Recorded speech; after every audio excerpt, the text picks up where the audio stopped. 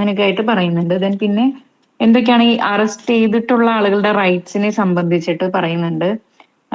അപ്പൊ അതൊരു നമുക്ക് കോൺസ്റ്റിറ്റ്യൂഷണൽ റൈറ്റ്സ് ഉണ്ട്. അതുപോലെ തന്നെ ഇപ്പൊ DK ബസുവിന്റെ ഒക്കെ ഗൈഡ് ലൈൻസിൽ വന്നിട്ടുള്ള പഴയ CRPസിലാണെങ്കിൽ കുറച്ചും കൂടി കണ്ടുപിടിക്കാൻ എളുപ്പമുണ്ടായിരുന്നു. ഇപ്പൊ ABC എന്നൊക്കെ ഉള്ളതൊക്കെ ഓരോ സെക്ഷനൊക്കെ ആക്കി ഇട്ടിട്ടുണ്ട്. ഇപ്പൊ 38 അങ്ങനെയൊക്കെ ആയിട്ട് വെച്ചിട്ടുണ്ട്. ദെൻ പിന്നെ അതുപോലെ തന്നെ ആർക്കൊക്കെ അറസ്റ്റ് ചെയ്യാം. ഇപ്പൊ പ്രൈവറ്റ് പോലീസിന് മാത്രമാണോ, മജിസ്ട്രേറ്റിന് ചെയ്യാൻ പറ്റുമോ, പ്രൈവറ്റ് പേഴ്സൺസിന് ചെയ്യാൻ പറ്റുമോ, ആ കാര്യങ്ങളൊക്കെ ഇതിൽ പറയുന്നുണ്ട്. 40, 41 ആ ഒരു ഭാഗങ്ങളിലായിട്ട് അത് പറയുന്നുണ്ട്. പിന്നെ ഇത് അറസ്റ്റ് നമ്മൾ പറഞ്ഞു ഇങ്ങനെയൊക്കെ ചെയ്യാം എന്നൊക്കെ പറഞ്ഞു. പക്ഷെ അത് എങ്ങനെ അറസ്റ്റ് ചെയ്യും, പിന്നെ അതാണ് ആ ഒരു ബാക്കിലേക്ക് പോകുന്തോറും എങ്ങനെ അറസ്റ്റ് ചെയ്യും എന്നുള്ളത് പറയുന്നുണ്ട്. പിന്നെ എവിടെയെങ്കിലും ഒളിച്ചിരുന്നാൽ നമുക്ക് അവിടെ നിന്ന് അറസ്റ്റ് ചെയ്യാനായിട്ട് പറ്റുമോ, അല്ലെങ്കിൽ സെർച്ച് ചെയ്യാനായിട്ട് പറ്റുമോ എന്നുള്ള ഒരു കാര്യം. ദെൻ പിന്നെ അതുപോലെ തന്നെ അറസ്റ്റ് ചെയ്യുമ്പോൾ നമ്മളിപ്പോ ഒരാളെ അറസ്റ്റ് ചെയ്തു, ഇപ്പൊ ഇങ്ങനെയൊക്കെ ചെയ്യാമെന്ന് പറഞ്ഞു. ദെൻ അവരുടെ അടുത്ത് അങ്ങനെ അറസ്റ്റ് ചെയ്യുമ്പോൾ എന്തിനാണ് അറസ്റ്റ് ചെയ്യണം, അല്ലെങ്കിൽ വലിയൊരു റൈറ്റ് ആണത്. താങ്കൾ എന്തിനാണ് ഇപ്പൊ നിങ്ങൾ അറസ്റ്റ് ചെയ്യാണ്, എന്തിനാണ് അറസ്റ്റ് ചെയ്യണം എന്നുള്ള ഒരു ഗ്രൗണ്ട്സ് പറയുന്ന അപ്പൊ റൈറ്റ്സ് ഓഫ് അറസ്റ്റഡ് പേഴ്സൺ എന്ന് പറഞ്ഞിട്ട് കണ്ടിന്യൂസ്ലി എല്ലാ സെക്ഷൻസ് അവിടെ ഇവിടെയൊക്കെ ആയിട്ടാണ് നമുക്കതപ്പോ ഒരു കൂട്ടായിട്ട് പറയാൻ പറ്റും. ദെൻ പിന്നെ അറസ്റ്റ് ചെയ്ത ആളെ സെർച്ച് ചെയ്യാൻ പറ്റും. പിന്നെ അതുപോലെ തന്നെ ഇവരെ എക്സാമിനേഷൻസ് പറയുന്നുണ്ട്. ഇപ്പോ റേപ്പ് റേപ്പ് റേപ്പ് ചെയ്തിട്ടുള്ള അക്യൂസ്ഡ് ആണ്, അല്ലെങ്കിൽ മെഡിക്കൽ പ്രാക്ടീഷണർ അക്യൂസ്ഡ്, അതായത് സാധാരണ അക്യൂസ്ഡ് ആണെന്നുണ്ടെങ്കിൽ എങ്ങനെയാണ്. അപ്പോ പിന്നെ അതുപോലെ തന്നെ എങ്ങനെയാണ് ഈ പറയുന്ന ആളെ ഐഡന്റിഫിക്കേഷൻ ഓഫ് അറസ്റ്റഡ് പേഴ്സൺ, ഇങ്ങനെയൊക്കെ പറഞ്ഞ് അങ്ങനെ പോകുന്നുണ്ട് ആ സെക്ഷൻസ്. അപ്പൊ തുടക്കം തന്നെ ഇപ്പൊ ഒരു അറസ്റ്റിനെ പറ്റിയിട്ടാണ്. അപ്പൊ ഏതൊക്കെ സാഹചര്യങ്ങളിൽ വാറണ്ട് ഇല്ലാതെ അറസ്റ്റ് ചെയ്യാം, അല്ലെങ്കിൽ എങ്ങനെയൊക്കെ അറസ്റ്റ് ചെയ്യാം. ഇപ്പൊ ബേസിക്കലി 35 എന്ന് പറയുന്ന സെക്ഷനിൽ when police may arrest without warrant, warrant ഇല്ലാതെ ഏതൊക്കെ സാഹചര്യങ്ങളിൽ അറസ്റ്റ് ചെയ്യാം. അപ്പൊ പോലീസ് ഓഫീസർക്ക് അപ്പൊ വാറണ്ട് എന്താ, എനിക്ക് തോന്നുന്നു അതൊക്കെ എല്ലാവർക്കും അറിയാമെന്ന് വിചാരിക്കുന്നു.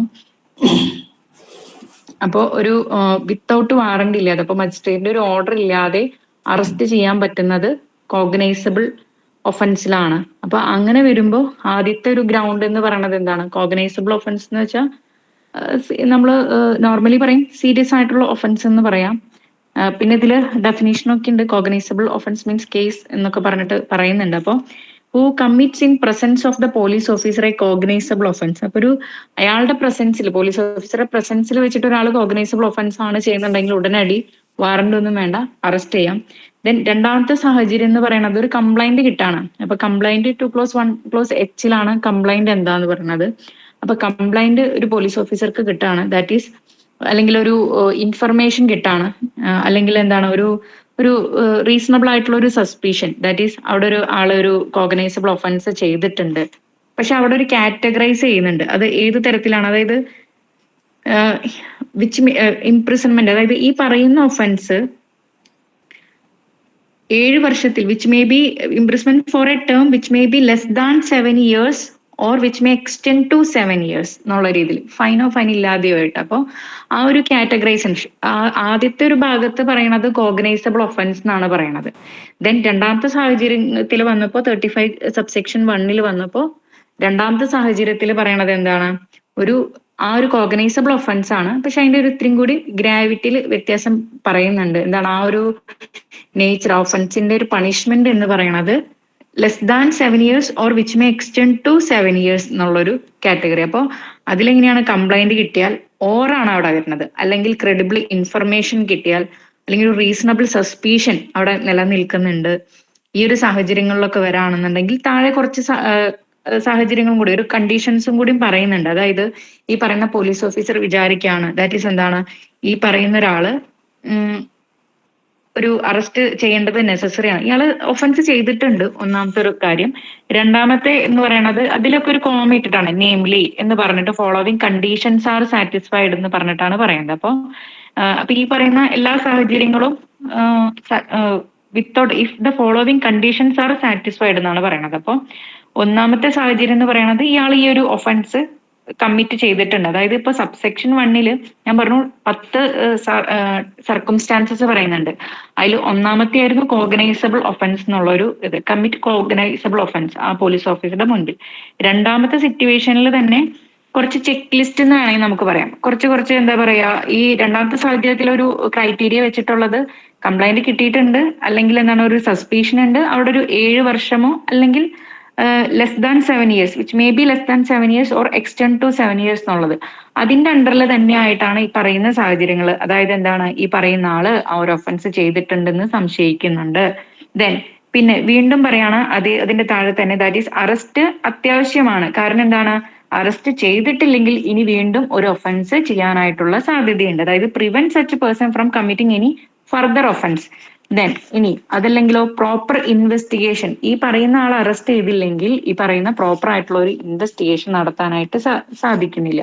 ദെൻ പിന്നെയാണ് ഓർന്നിട്ടിട്ട് പറയുന്നുണ്ട്, ഇനി ഇപ്പൊ ഇയാൾ അറസ്റ്റ് ചെയ്തിട്ടില്ലെങ്കിലോ, അതായത് ഇയാളൊരു എവിഡൻസ് അത് നമ്മൾ പറയില്ലേ തെളിവ് നശിപ്പിക്കാനായിട്ട് സാധ്യതയുണ്ട്, അല്ലെങ്കിൽ എന്താണ് അത് ഒരു ടാമ്പറിങ് ചെയ്യാനായിട്ട്, അതായത് എവിഡൻസിൽ ചില എന്താ പറയുക ഒരു മാറ്റങ്ങളൊക്കെ വരുത്താനോ അല്ലെങ്കിൽ എവിഡൻസ് ഇല്ലാതാക്കാനോ ഒക്കെ ആയിട്ട് ഉള്ള ഒരു സാധ്യതയുണ്ട്. അതുകൊണ്ട് ഇയാളെ അറസ്റ്റ് അത്യാവശ്യമാണ്. ഇനി പിന്നെ അതുപോലെ തന്നെ to prevent such person making any inducement threat promise to any person acquainted with the facts of the case, അതായത് dissuade him from disclosing facts to the court or to the police officer എന്ന് പറയുന്നുണ്ട്. അതായത് ഇതിൽ ഇത്രേ പറയുന്നുള്ളൂ, that is എന്താണ്, ഇനി അല്ലെങ്കിൽ ഈ പറയുന്ന ഈ ഒഫൻസിനെ പറ്റിയിട്ട് അറിയുന്ന ആളുകൾ അടുത്ത് ഇയാൾ എന്ത് ചെയ്യാണ്, ഇൻഡ്യൂസ്മെന്റ് വഴിയോ അല്ലെങ്കിൽ ത്രെട്ട് വഴിയോ എന്തെങ്കിലും പറഞ്ഞ് പ്രേരിപ്പിച്ചോ ഭീഷണിപ്പെടുത്തിയോ, അല്ലെങ്കിൽ എന്താണ് എന്തെങ്കിലും പ്രോമിസ് ഒക്കെ, ഓക്കെ നീ ഇതിപ്പോ പറയുകയാണെന്നുണ്ടെങ്കിൽ എനിക്ക് ഫേവറായിട്ട് പറയുകയാണെങ്കിൽ ഞാൻ ഇങ്ങനെയൊക്കെ ചെയ്യാം, അല്ലെങ്കിൽ എന്താണ് അങ്ങനെ എന്തെങ്കിലും പറഞ്ഞ് പിന്തിരിപ്പിക്കാനായിട്ട്, അതായത് ഈ പറയുന്ന ഫാക്ട്സ് ഡിസ്ക്ലോസ് ചെയ്യുന്നതിൽ നിന്നും പിന്തിരിപ്പിക്കാനായിട്ടുള്ള ഒരു സാധ്യതയുണ്ട്. അതുകൊണ്ട് തന്നെ ഇയാളെ അറസ്റ്റ് നെസസറി ആണ് എന്ന് തോന്നാം. ദെൻ പിന്നെ അതുപോലെ തന്നെ എന്താണ്, ഇയാളെ ഇനിയിപ്പോ അറസ്റ്റ് ചെയ്തില്ലെങ്കിൽ എന്തായിരിക്കും ഒരു സൈഡ് എഫക്ട്, അല്ലെങ്കിൽ ഒരു അറസ്റ്റ് ചെയ്തില്ലെങ്കിൽ ഇൻ ഫ്യൂച്ചർ അല്ലെങ്കിൽ എന്താണ് ഈ പറയുന്ന കോടതിയിൽ ഇയാളുടെ പ്രസൻസ് നമുക്ക് കിട്ടാനായിട്ട് ബുദ്ധിമുട്ടാണ്. അപ്പൊ അതർവൈസ് ഈ പറയുന്ന his presence in the court whenever required cannot be ensured. അപ്പോൾ ഇത്തരം സാഹചര്യങ്ങളിൽ പോലീസ് ഓഫീസർ ഇതിൽ ഏത് സാഹചര്യങ്ങളാണ് എന്നുള്ളത് നോക്കി റെക്കോർഡ് ചെയ്യണം, റീസൺസ് റെക്കോർഡ് ചെയ്തിട്ട് വേണം അറസ്റ്റ് ചെയ്യണമെങ്കിൽ. അതായത് നമ്മൾ ഈ പറഞ്ഞത് എന്താണ് 7 years അല്ലെങ്കിൽ 7 years താഴെയുള്ള ഒരു കോഗ്നൈസബിൾ ഒഫൻസിന്റെ ഒരു കാര്യമാണ് ഇപ്പൊ പറഞ്ഞത്.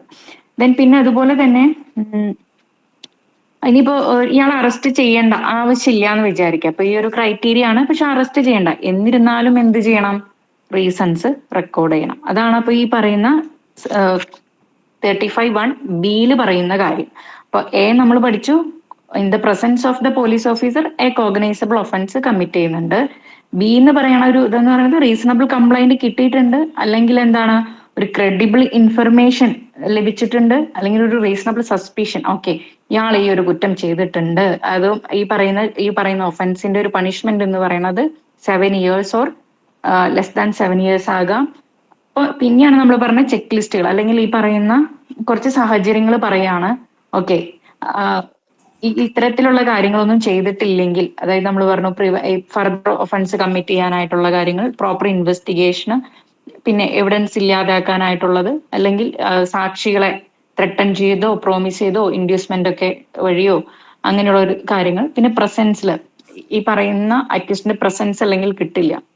അപ്പൊ ഇത്തരം സാഹചര്യങ്ങളിൽ റെക്കോർഡ് ചെയ്തിട്ട് റീസൺസ് റെക്കോർഡ് ചെയ്തിട്ട് വേണം അറസ്റ്റ് ചെയ്യാൻ. ഇനിയിപ്പോ അറസ്റ്റ് ചെയ്യുന്നില്ല എന്ന് വിചാരിക്കാം, എന്നിരുന്നാലും റീസൺസ് അതിന്റെ ഒരു റീസൺ എന്തുകൊണ്ട് അറസ്റ്റ് വേണ്ട എന്നുള്ളൊരു റീസൺ കൂടി അതിൽ എഴുതാം.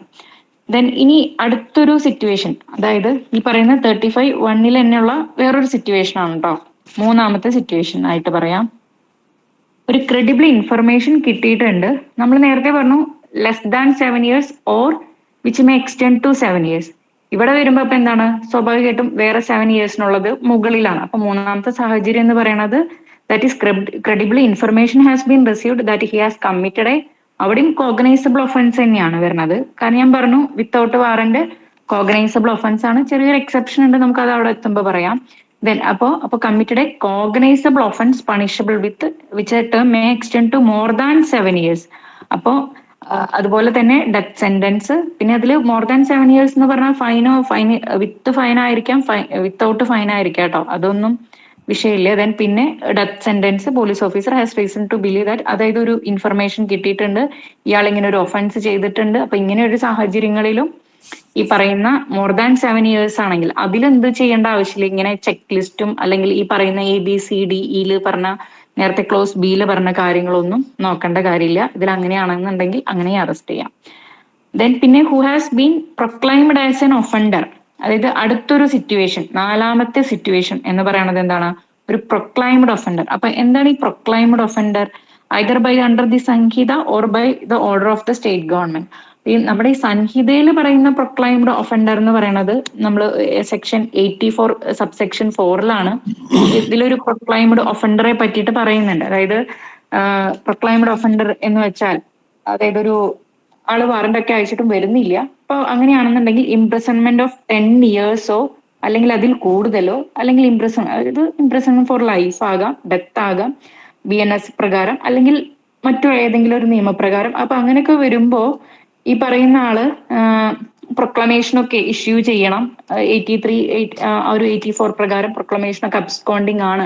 അങ്ങനെയൊക്കെ ഇഷ്യൂ ചെയ്തിട്ട് പോലും ഇയാൾ കോടതിയിൽ അപ്പിയർ ചെയ്യുന്നില്ലെങ്കിൽ അയാൾ കോടതിക്ക് എന്ത് ചെയ്യാൻ പറ്റും, പ്രൊക്ലൈംഡ് ഒഫൻഡർ ആയിട്ട് ഒരു ഡിക്ലെയർ ചെയ്യാൻ പറ്റും. അപ്പൊ ആ ഒരു പ്രൊക്ലൈംഡ് ഒഫൻഡർ ആണെന്നുണ്ടെങ്കിൽ എന്ത് ചെയ്യാം, ഇവിടെ വാറന്റ് കൂടാതെ അറസ്റ്റ് ചെയ്യാം. അപ്പൊ അതാണ് ഒരു നാലാമത്തെ സാഹചര്യം എന്ന് പറയുന്നത്. അപ്പൊ ഇവിടെ നമ്മൾ സെക്ഷൻ 35 ഹെഡിങ് തന്നെ when police may arrest without warrant. അപ്പൊ ആർക്കൊക്കെ അറസ്റ്റ് ചെയ്യാം? ഇപ്പൊ ഒന്നാമത്തെ ഇതിൽ പഠിക്കാൻ നമുക്ക് പോലീസിനെ അറസ്റ്റ് ചെയ്യാം, വാറന്റ് ഇല്ലാതെ അറസ്റ്റ് ചെയ്യാം. വാറന്റ് ഇല്ലാതെ അറസ്റ്റ് ചെയ്യണ സാഹചര്യങ്ങൾ ഇതിലിപ്പോ എല്ലാം കോഗ്നൈസബിൾ ഒഫൻസ് ആണ് പറയുന്നത്. അതിൽ 7 years ആ ഒരു 7 years താഴെയുള്ള കാര്യങ്ങളിലാണെന്നുണ്ടെങ്കിലാണ് അവിടെ കുറച്ച് കണ്ടീഷൻസ് പറയുന്നത്. ദെൻ പിന്നെ പറയുന്ന ഒരു മൂന്നാമത്തെ കണ്ടീഷൻ എന്ന് പറയുന്നത് ക്രെഡിബിൾ ഇൻഫർമേഷൻ, അത് cognisable offence more than 7 years എന്നുള്ള ഒരു കാറ്റഗറി. പിന്നത്തെ കാര്യം എന്ന് പറയുന്നത് എന്താണ്, നമ്മൾ പറഞ്ഞു പ്രൊക്ലൈംഡ് ഒഫൻഡർ. അപ്പൊ പ്രൊക്ലൈംഡ് ഒഫൻഡർ എന്ന് പറയുമ്പോൾ സ്റ്റേറ്റ് ഗവൺമെന്റ് ആയിരിക്കാം, അല്ലെങ്കിൽ ഈ പറയുന്ന സംഹിത പ്രകാരം സ്റ്റേറ്റ് ഗവൺമെന്റ് ഓർഡർ വഴി പ്രൊക്ലൈംഡ് ആയിട്ടുള്ള ഒരു ഓർഡർ ഇറക്കാണ് ഇയാൾ ഇങ്ങനെയാണ് എന്ന് പറഞ്ഞ്. അല്ലെങ്കിൽ എന്താണ്, ഇപ്പൊ എനിക്ക് തോന്നുന്നു സർ കാപ്പയൊക്കെ പോലെ അതിലൊക്കെ ചിലതിലൊക്കെ പറയുന്നുണ്ട്. അപ്പൊ അത് ആ ഒരു തരത്തിലോ, അല്ലെങ്കിൽ എന്താണ് ഈ പറയുന്ന proclaimed offender as under the Sanhita 84 subsection 4 പ്രകാരം. അപ്പൊ അതിൽ നമ്മൾ ഇത്ര ആലോചിച്ചാൽ മതി. അതിൽ 10 വർഷം അതിന് മുകളിലുള്ള എന്നുള്ളൊരു കാറ്റഗറൈസേഷൻ അതിലും പറയുന്നുണ്ട്. ദെൻ ഇനി അഞ്ചാമത്തെ സാഹചര്യം, ഞാൻ പറയണത് മനസ്സിലാകണ്ടെന്ന് വിചാരിക്കണു.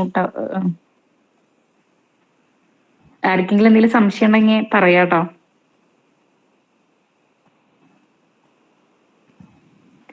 ഓക്കെ, അന്നിനി അഞ്ചാമത്തെ സിറ്റുവേഷൻ പറയാണ്.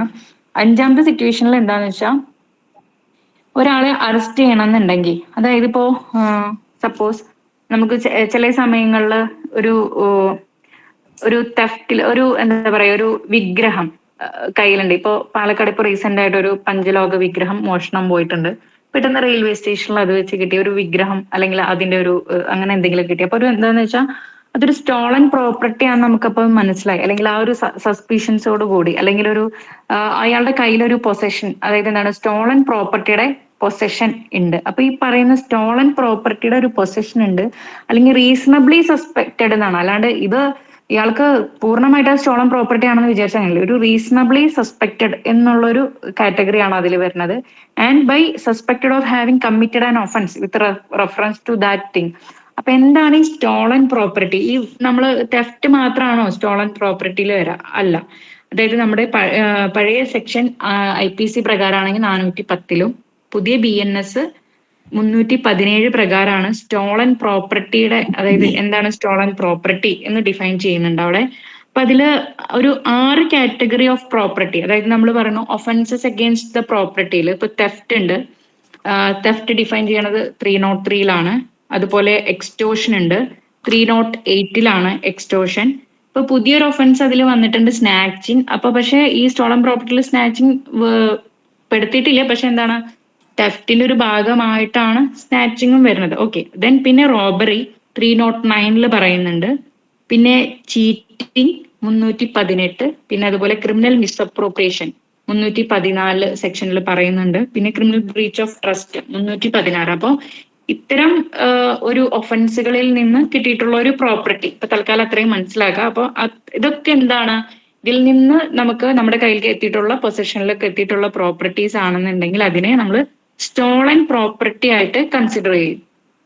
അപ്പോൾ സ്റ്റോളൻ പ്രോപ്പർട്ടി ആയിട്ട് നമ്മൾ ആരുടെങ്കിലും കയ്യിൽ ഇതുപോലെ എന്തെങ്കിലും ഒരു സസ്പീഷൻ ഉണ്ടെങ്കിൽ അവര് അറസ്റ്റ് ചെയ്യാം എന്നാണ് ഇതിൽ പറയുന്നത്. അപ്പൊ ഒരു ഫിഫ്ത്ത് ഗ്രൗണ്ട് എന്ന് പറയുന്നത് എന്താണ്, stolen property. Fourth ground proclaimed offender.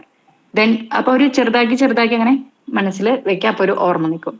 Then ഇനി നെക്സ്റ്റ് ഒരു സിക്സ്ത് ഗ്രൗണ്ട് എന്ന് പറഞ്ഞാൽ വേറെ ഒന്നല്ല. ഇപ്പൊ നമുക്ക് ഇതിനെ കണക്ട് ചെയ്തിട്ട് പഠിക്കുകയാണെങ്കിൽ ഇപ്പൊ അതായത് ഇതുപോലെ പോലീസ് ഓഫീസർ എന്തെങ്കിലും ഡ്യൂട്ടിയിൽ ആണ്, പക്ഷെ പോലീസ് ഓഫീസറുടെ ഡ്യൂട്ടി എന്താണ്, അവിടെ ഒബ്സ്ട്രക്ട് ചെയ്യാണ്, അല്ലെങ്കിൽ എന്താണ് or escaped or attempt to escape from lawful custody, അല്ലെങ്കിൽ എന്താണ് ഈ പറയുന്ന പ്രതിനെ കൊണ്ടുപോകായിരിക്കും. അല്ലെങ്കിൽ അപ്പോൾ ആ ഒരു സമയത്ത് ഹു ഹാസ് എസ്കേപ്ഡ് അല്ലെങ്കിൽ അറ്റംപ്റ്റ് ടു എസ്കേപ്പ് അല്ലെങ്കിൽ ഫ്രം ലോഫുൾ കസ്റ്റഡി എന്നാണ് അതിൽ പറയുന്നത്. അപ്പോൾ ഈ പറയുന്ന പോലീസ് ഓഫീസറുടെ ഡ്യൂട്ടി തടസ്സപ്പെടുത്തുക ഓർ ഈ പറയുന്ന ലോഫുൾ കസ്റ്റഡിയിൽ നിന്ന് എസ്കേപ്പ് ചെയ്യുക. അപ്പോൾ ഈ ഒരു സാഹചര്യങ്ങൾ ഉണ്ടെങ്കിലും എന്ത് ചെയ്യാൻ പറ്റും, അറസ്റ്റ് ചെയ്യാനായിട്ട് സാധിക്കും എന്നാണ് പറയുന്നത്. ദെൻ പിന്നെ അതുപോലെ തന്നെ അപ്പോ ABCD E കഴിഞ്ഞു, FG. ഇനി ഏഴാമത്തെ സിറ്റുവേഷൻ എന്ന് പറയണത് ഒരു ആംഡ് ഫോഴ്സസ്, അതായത് ആംഡ് ഫോഴ്സസിൽ നമ്മൾ അവിടെ കുറെ റൂൾസും കാര്യങ്ങളും ഒക്കെ ഉണ്ട്. ചില ആളുകൾക്ക് അവിടെ പറ്റാണ്ടാകുമ്പോൾ എന്ത് ചെയ്യും, ഓടിപ്പോരാണ്. ഓക്കെ, അപ്പൊ നമുക്ക് അവരെ എന്ത് വിളിക്കാം, ഡെസേർട്ടർ എന്ന് പറഞ്ഞ് വിളിക്കാം. ഞാൻ ഇത് ഓർത്തിരിക്കാനായിട്ട് പറഞ്ഞതാണ് കേട്ടോ. അപ്പൊ ഈ പറയുന്ന ഏഴാമത്തെ ഒരു ഗ്രൗണ്ട് എന്ന് പറയുന്നത് ഒരു എന്താണ്, ഈ ആംഡ് ഫോഴ്സിൽ നിന്നും ഒരു ഡെസേർട്ടർ ആണ്. അപ്പൊ ആംഡ് ഫോഴ്സസിന്റെ യൂണിയൻ അതായത് യൂണിയൻ ഗവൺമെന്റ്, അതായത് യൂണിയന്റെ എന്ന് വെച്ചാൽ നമ്മുടെ ആംഡ് ഫോഴ്സസ് ഉണ്ടല്ലോ, അവിടെ നിന്നൊക്കെ പോന്നിട്ടുള്ള ഒരു ഡെസേർട്ടർ ആണെന്നുണ്ട്. അങ്ങനെ ഒരു റീസണബിളി സസ്പെക്റ്റഡ് ആയാൽ മതി. അപ്പോൾ ആ ഒരു ഡെസേർട്ടർ ആണെന്നുണ്ടെങ്കിൽ, ആംഡ് ഫോഴ്സസ് ഓഫ് ദ യൂണിയനിൽ നിന്നുള്ള ഒരു ഡെസേർട്ടർ ആണെന്നുണ്ടെങ്കിൽ ഈ പറഞ്ഞ പോലെ തന്നെ അറസ്റ്റ് ചെയ്യാനായിട്ട് സാധിക്കും. ഇപ്പൊ നമ്മൾ ദെൻ ഇനി ഒരു എട്ടാമത്തെ ഗ്രൗണ്ട് എന്ന് പറയുമ്പോൾ ഒരു ഇത്തിരി വലുതാണ് അത് വായിക്കാനായിട്ട്. നമുക്ക് അതിനെ ചെറുതാക്കി പഠിക്കാം. അതായത് എന്താണ്, ഒരു നമ്മുടെ ഒരു കംപ്ലൈന്റ് കിട്ടിയിട്ടുണ്ട് ഒരാൾക്കെതിരായിട്ട്, അല്ലെങ്കിൽ ഒരു സംശയം. അതായത് എന്താണ്, ഒരാള് ഇന്ത്യക്ക് പുറത്ത് പോയിട്ട് ഒരു ഒഫൻസ് കമ്മിറ്റ് ചെയ്തിട്ടുണ്ട്. ഓക്കെ, ദെൻ അത് മാത്രല്ല അങ്ങനെ ഇഫ് കമ്മിറ്റഡ് ഇൻ ഇന്ത്യ, അതായത് ഇപ്പൊ അത് ഇന്ത്യയിൽ കമ്മിറ്റ് ചെയ്യണമെങ്കിൽ അതൊരു ഒഫൻസ് ആണ്. ഇയാൾ പുറത്തു പോയിട്ടാണ് കമ്മിറ്റ് ചെയ്തത്, അപ്പോഴതും ഒരു ഒഫൻസ് ആയിട്ട് അത്തരത്തിലുള്ള ഒരു ഒഫൻസിനെ സംബന്ധിച്ച് കംപ്ലൈന്റ് കിട്ടോ, അല്ലെങ്കിൽ അത്തരത്തിലുള്ള ഒരു ഇൻഫർമേഷൻ, ക്രെഡിബിൾ ആയിട്ടുള്ള ഒരു ഇൻഫർമേഷൻ കിട്ടിയിട്ടുണ്ട്. അപ്പൊ ഇയാൾ ഒരു റീസണബിളി സസ്പെക്ട് ചെയ്ത് വെച്ചേക്കാണ്. ഓക്കെ, ദെൻ അതിന്റെ കൂടെ കുറച്ചും കൂടി ഇതുണ്ട്. അതായത് ഇനിയിപ്പോ അങ്ങനെ വരാണെങ്കിൽ എന്താണ്, അതൊരു എക്സ്ട്രഡീഷൻ, നമുക്ക് അവിടേക്ക് പറഞ്ഞയക്കേണ്ടതായിട്ടുണ്ട്. എക്സ്ട്രഡീഷന്റെ നിയമങ്ങൾ വേറെ ഉണ്ട്. അപ്പോൾ അത് എക്സ്ട്രഡീഷൻ നിയമപ്രകാരം അങ്ങോട്ട് നമുക്ക് പറഞ്ഞയക്കണം, അല്ലെങ്കിൽ മറ്റു തരത്തില്. അപ്പൊ ഇതില് നമുക്ക് എട്ടാമത്തെ liable to be apprehend or detain in custody in India. അപ്പൊ നമുക്ക് അങ്ങനെ ഡീറ്റെയിൻ കസ്റ്റഡിയിലുള്ള ഒരാളാണ്, നമുക്ക് അവർ എക്സ്ട്രഡീറ്റ് ചെയ്ത് കൊടുക്കേണ്ടതാണ്. അല്ലെങ്കിൽ എന്താണ്, ആ ഒരു ഔട്ട്സൈഡ് അവിടെ ഒരു ക്രൈം ചെയ്തിട്ടുണ്ട്, അത് ഇന്ത്യയിലാണെങ്കിൽ അതൊരു കുറ്റമാണ്. അപ്പോൾ നമുക്ക് അതിനൊരു എക്സ്ട്രഡീഷനുമായിട്ട്, അല്ലെങ്കിൽ അക്യൂസ്ഡ് അല്ലെങ്കിൽ ഈ പറയുന്ന പേഴ്സൺ ഒരു ഒഫൻസ് ചെയ്യുന്നുണ്ട്, അത് ഔട്ട് ഓഫ് ഇന്ത്യ ആണ്, അത് എക്സ്ട്രഡീഷൻ വഴി അയാൾ അങ്ങോട്ട് അയക്കേണ്ടതാണ്, അല്ലെങ്കിൽ മറ്റു നിയമങ്ങൾ വഴി അത് അയക്കേണ്ടതാണ് എന്നുള്ളതാണ് ഒരു എട്ടാമത്തെ ഗ്രൗണ്ട്. അപ്പോ ഡെസേർട്ടർ വന്നു, ദെൻ പിന്നെ എട്ടാമത്തെ ഗ്രൗണ്ട് ആയിട്ട് എക്സ്ട്രഡീഷൻ എന്നുള്ളത് മനസ്സിൽ വെക്കുക, അല്ലെങ്കിൽ പേഴ്സൺ കമ്മിറ്റഡ് ഒഫൻസ് ഔട്ട്സൈഡ്, അല്ലെങ്കിൽ എന്താണ് ഔട്ട്സൈഡ് ഇന്ത്യ, ആ ഒരു രീതിയിൽ മനസ്സിൽ വെക്കാം.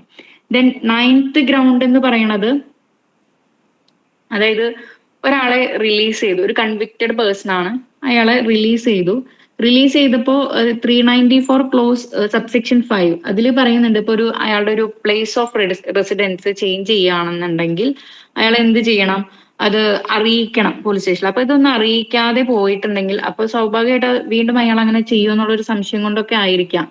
അപ്പൊ ആ ഒരു റൂള് ബ്രീച്ച് ചെയ്തിട്ടുണ്ടെങ്കിൽ ഈ പറയുന്ന ആളെ റിലീസ്ഡ് കൺവിക്റ്റ് ആണെങ്കിൽ പോലും അവിടെ വാറണ്ടില്ലാതെ അറസ്റ്റ് ചെയ്യാം എന്നാണ് പറയുന്നത്. അപ്പോൾ ഒമ്പതാമത്തെ, അങ്ങനെ ഒരു 9 ഗ്രൗണ്ട് ആയിട്ടോ ഈ സബ്സെക്ഷൻ 1 തന്നെ. ദെൻ ലാസ്റ്റ് ഗ്രൗണ്ട്, അതായത് 10ാമത്തെ ഗ്രൗണ്ട്, അതായത് 35 സബ്സെക്ഷൻ 1ത്തെ 10ാമത്തെ ഗ്രൗണ്ട് എന്ന് പറയുന്നത്, അതായത് എന്താണ്, ഒരാളെ അറസ്റ്റ് ആവശ്യമുണ്ട്. അതായത് ഇത്രയ്ക്കേ ഉള്ളൂ. നമുക്ക് ഒരു പോലീസ് സ്റ്റേഷനിൽ ഒരാളെ അറസ്റ്റ് ചെയ്യേണ്ടതായിട്ടുള്ള ഒരു റിക്വസിഷൻ വന്നിട്ടുണ്ട്. അതായത് ഒരു ആവശ്യപ്പെട്ടിട്ട്, ചിലപ്പോൾ റിട്ടേൺ ആയിരിക്കാം, അല്ലെങ്കിൽ ഓറൽ ആയിരിക്കാം, വേറൊരു പോലീസ് സ്റ്റേഷനിൽ നിന്ന് കിട്ടിയിട്ടുള്ള ഒരു ഇൻഫർമേഷൻ വഴി ഒരാളെ അറസ്റ്റ് ചെയ്യണം. അപ്പൊ അങ്ങനെ അറസ്റ്റ് ചെയ്യണ ആ ഒരു സാഹചര്യങ്ങൾ വരാണെന്നുണ്ടെങ്കിൽ ഒരു വാറന്റ് ഇല്ലാതെ, ഇപ്പോ ആ ഒരു വാറന്റ് ഇല്ലാതെ ആ ഒരു റിക്വസിഷന്റെ പുറത്ത് ഇന്നൊരു ഒഫൻസിനാണ് എന്നുള്ളത്, അല്ലെങ്കിൽ അതിന്റെ ഒരു കോഴ്സ് ഒക്കെ നമുക്ക് മനസ്സിലാക്കിയിട്ടുണ്ടെങ്കിൽ, other cause for which arrest to be made, അല്ലെങ്കിൽ it appears therefrom that the person might lawfully arrested without warrant. അപ്പൊ നമുക്ക് എന്താണ് അതിൽ നിന്ന് മനസ്സിലായിരിക്കും എന്താണ്, ദാറ്റ് ഈസ് അയാളെ വാറന്റ് ഇല്ലാതെ അറസ്റ്റ് ചെയ്യാൻ പറ്റുന്ന ഒരാളാണെന്നുണ്ടെങ്കിൽ അങ്ങനെ ഒരു റിക്വസിഷന്റെ പുറത്ത് വേറൊരു പോലീസ് സ്റ്റേഷനിൽ നിന്ന് വേറൊരു അനദർ പോലീസ് ഓഫീസറുടെ അടുത്ത് നിന്ന് നമുക്ക് കിട്ടിയിട്ടുണ്ടെങ്കിൽ, അങ്ങനെയാണെങ്കിൽ നമുക്ക് അറസ്റ്റ് ചെയ്യാനായിട്ട്, നമുക്കല്ല പോലീസ് ഓഫീസറിന് അറസ്റ്റ് ചെയ്യാനായിട്ട് സാധിക്കും. അപ്പൊ ഇങ്ങനെ ഒരു 10 ഗ്രൗണ്ട്സ് ആണ് ഈ 35 തന്നെ പറയുന്നത്. അപ്പൊ ആദ്യത്തെ ഗ്രൗണ്ട് കോഗ്നൈസബിൾ ഒഫൻസ്, പിന്നെ അവിടെ ഒരു രണ്ടാമത്തെ ഗ്രൗണ്ടിൽ 7 വർഷം, പിന്നെ ലെസ് ദാൻ 7 വർഷം എന്നൊക്കെ പറയുന്നുണ്ട്. അവിടെയും കുറച്ച് ചെക്ക് ലിസ്റ്റുകൾ പോലെ പറയുന്നുണ്ട്.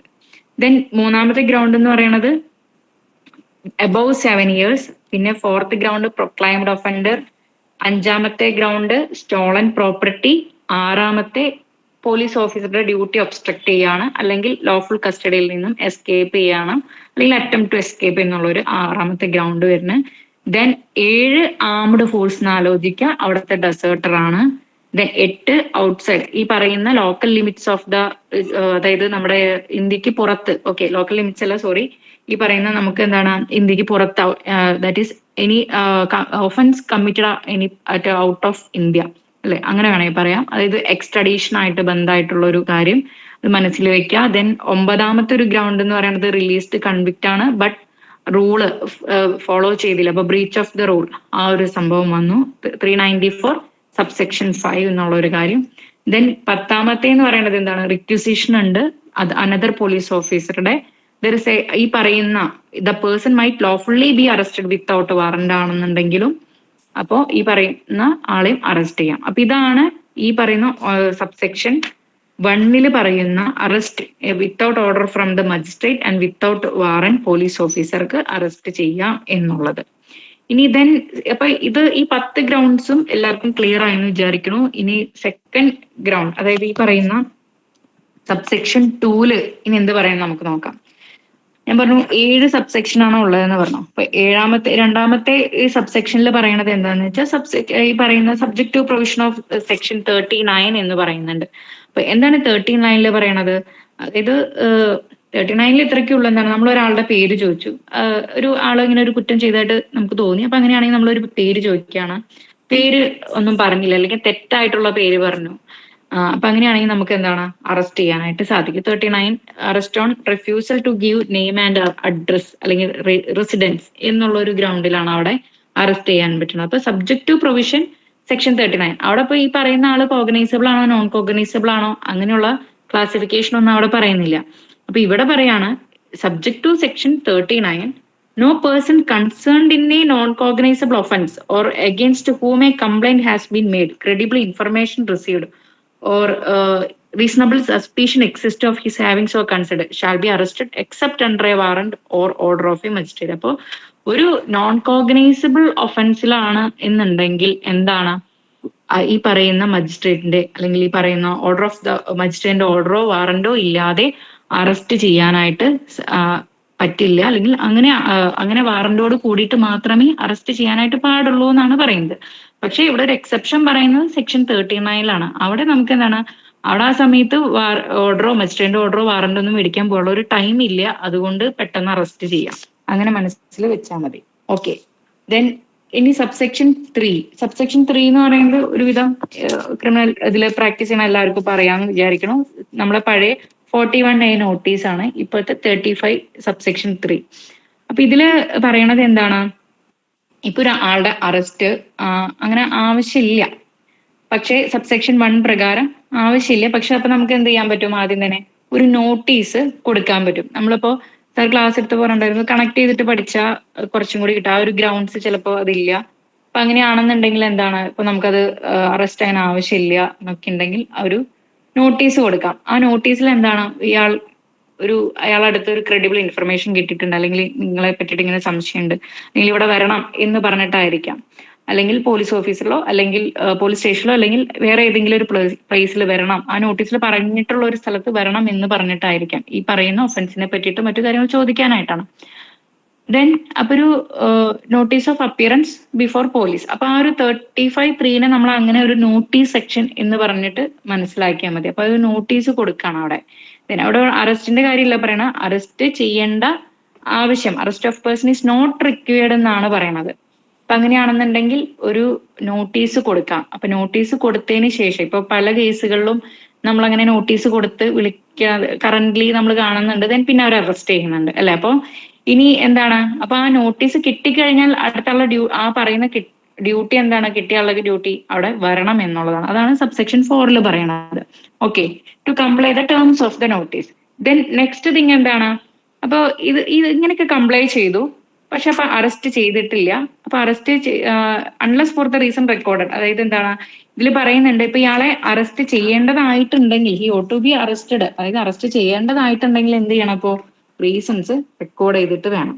ഓക്കെ, ദെൻ ഇനിയിപ്പോ അയാൾ വന്നില്ല എന്ന് വിചാരിക്കാം, വന്നിട്ട് ഇനിയിപ്പോ ഇയാൾ അറസ്റ്റ് ചെയ്യേണ്ടതുണ്ടെങ്കിൽ അറസ്റ്റ് ചെയ്യാനായിട്ടുള്ള റീസൺസ് എഴുതണം എന്ന് പറഞ്ഞു. ഇനിയിപ്പോ വന്നില്ലേ, നോട്ടീസ് കംപ്ലൈ ചെയ്തില്ല, ഫെയിൽസ് ടു കംപ്ലൈ, ദെൻ അപ്പൊ നെക്സ്റ്റ് തിങ് എന്താണ് അപ്പൊ പറയുന്നത്, ഇതിൽ പറയുന്നുണ്ട് കൃത്യമായിട്ട്, ദാറ്റ് ഈസ് അതിൽ fails to comply with the terms of the notice, or പിന്നൊരു ഇതും കൂടിയും പറയുന്നുണ്ട്, is unwilling to identify himself. Okay, അപ്പൊ ഈ രണ്ടൊരു സാഹചര്യങ്ങൾ വരാണ്. അങ്ങനെയാണെന്നുണ്ടെങ്കിൽ പോലീസ് ഓഫീസർക്ക് എന്ത് ചെയ്യാൻ പറ്റും, subject to such orders as may have been passed by a competent court in this behalf, arrest him for the offence mentioned in the notice. അപ്പൊ അതില് ഒരു കോഗ്നൈസബിൾ ഒഫൻസ് ആണെന്നുണ്ടെങ്കിൽ ഓക്കെ അറസ്റ്റ് ചെയ്യാം. അതർവൈസ് എന്താണ്, ഈ പറയുന്ന കോടതിയുടെ ഓർഡർ കാര്യങ്ങളും കൂടി കൊണ്ടുവന്നിട്ട് അറസ്റ്റ് ചെയ്യാനായിട്ട് സാധിക്കും. അപ്പോൾ such orders as may have been passed by a competent court എന്ന് പറയുന്നത്, അപ്പൊ subject to the court order എന്നാണ് അവിടെ പറയുന്നത്. അത് may be non cognizable offence ഒക്കെ ആണെന്നുണ്ടെങ്കിൽ അങ്ങനെ. ദെൻ ഇനി അതുപോലെ പക്ഷെ ഇപ്പൊ അറസ്റ്റ് എന്നൊക്കെ പറഞ്ഞു, പക്ഷെ ചെറിയൊരു ഒരു കാര്യം കൂടി പറയുന്നുണ്ട്, എന്ന് വെച്ചാൽ ഒരു പ്രയർ പെർമിഷന്റെ കാര്യം പറയുന്നുണ്ട്. അതായത് ചില ആളുകൾക്ക് ഇപ്പൊ ചില ഒഫൻസ്, അതായത് നമ്മൾ കുറച്ചും കൂടി വിജിലന്റ് ആയിട്ട് കാര്യങ്ങൾ ചെയ്യണം പോലീസ്, അതിന് വേണ്ടിയിട്ടായിരിക്കാം ഈ പറയുന്ന സബ്സെക്ഷൻ 7. ഒരു ഒഫൻസ് ബിലോ 3 ഇയർ ആണ് പണിഷ്മെന്റ്, അതായത് ഇംപ്രിസൺമെന്റ് ഒരു ഒഫൻസിന്, ഈ പറഞ്ഞേക്കുന്ന അതിലിട്ടേക്കുന്ന ഒഫൻസിന് എത്രയാണ് അല്ലെങ്കിൽ ആ ഒരു സസ്പീഷൻ ഉള്ള ഒരു ഒഫൻസിന് എന്ന് പറയുന്നത് ഒരു 3 വർഷത്തിൽ താഴെയാണെന്ന് വിചാരിക്കാം. അതുപോലെ തന്നെ എന്താണ്, ഈ പറയുന്ന ആള് ഇൻഫേം ആണ്, അല്ലെങ്കിൽ 60 വയസ്സിന് മുകളിലുള്ള ഒരാളാണെന്ന് ഉണ്ടെങ്കിൽ ഈ പെട്ടെന്ന് നമുക്ക് ഓടിപ്പോയിട്ട് പോലീസിനെ അറസ്റ്റ് ചെയ്യാൻ പറ്റും, അല്ലെങ്കിൽ അപ്പൊ അവിടെ പ്രയർ പെർമിഷൻ എടുക്കണം. ആരുടെയൊക്കെയാണ് പ്രയർ പെർമിഷൻ വേണ്ടത്, prior permission of an officer not below the rank of deputy superintendent of police. അപ്പോൾ ഡിവൈഎസ്പിയുടെ ഒരു പ്രയർ പെർമിഷനോട് കൂടിയിട്ടാണ് ഇത് ചെയ്യേണ്ടത്.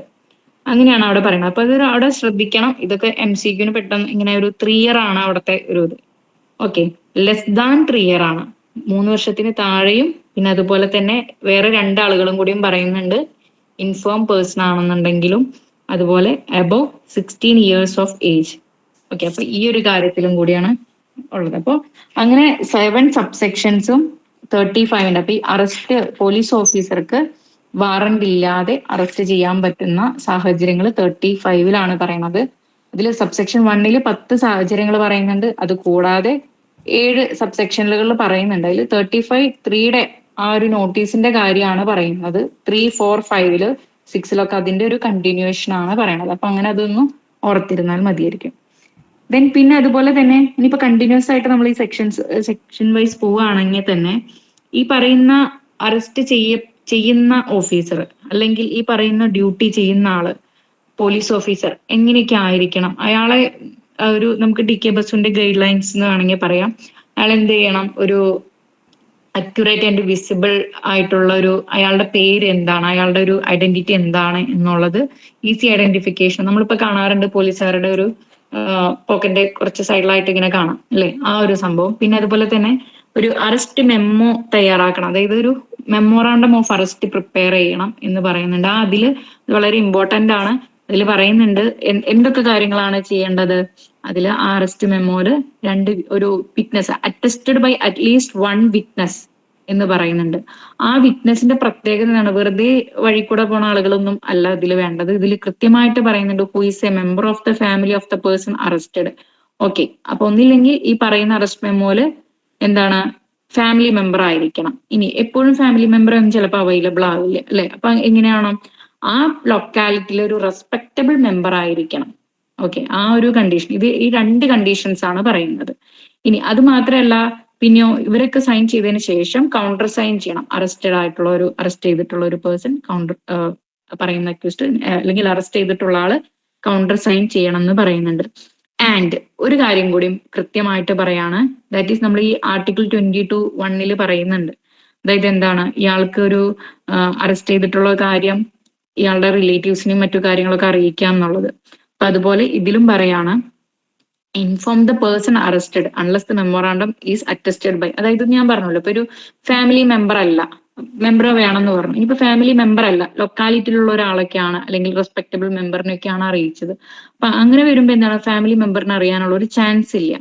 അപ്പൊ അയാൾക്ക് എന്തുണ്ട്, ഈ പറയുന്ന അറസ്റ്റഡ് ആയിട്ടുള്ള ഒരു പേഴ്സണ് he has a right to have ഒരു എന്തുണ്ട്, ഒരു right to have a relative to inform അല്ലെ. ആ ഒരു ഇൻഫോർമേഷൻ റിലേറ്റീവിന് പാസ് ചെയ്യുക എന്നുള്ള ഒരു കാര്യം.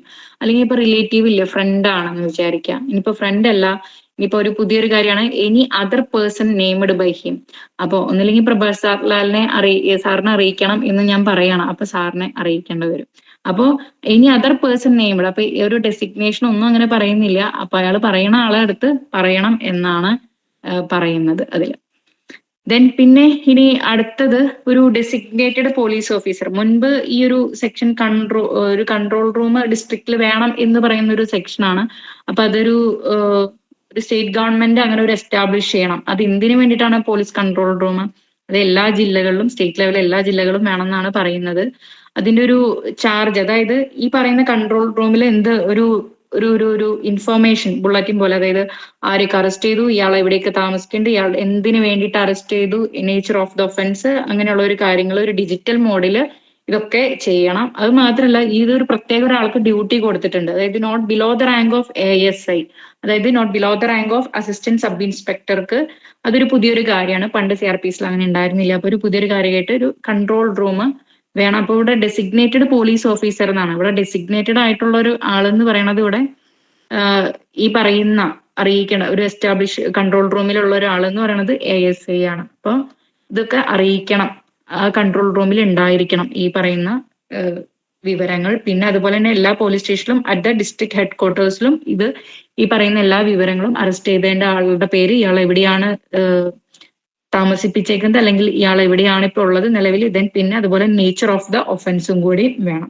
ഞാൻ 37 അങ്ങനെ സെക്ഷൻ അങ്ങനെ വായിക്കുന്നില്ല. നെക്സ്റ്റ് അടുത്തൊരു റൈറ്റിലേക്ക്. അപ്പോ നമ്മളിവിടെ പറഞ്ഞു അറസ്റ്റഡ് പേഴ്സന്റെ റൈറ്റ് കുറച്ച് കാര്യങ്ങളുണ്ട്. അതായത് 22(1) ആർട്ടിക്കിൾ 22(1) പറയുന്നുണ്ട് protection against arrest and detention in certain cases എന്ന് പറഞ്ഞിട്ട്.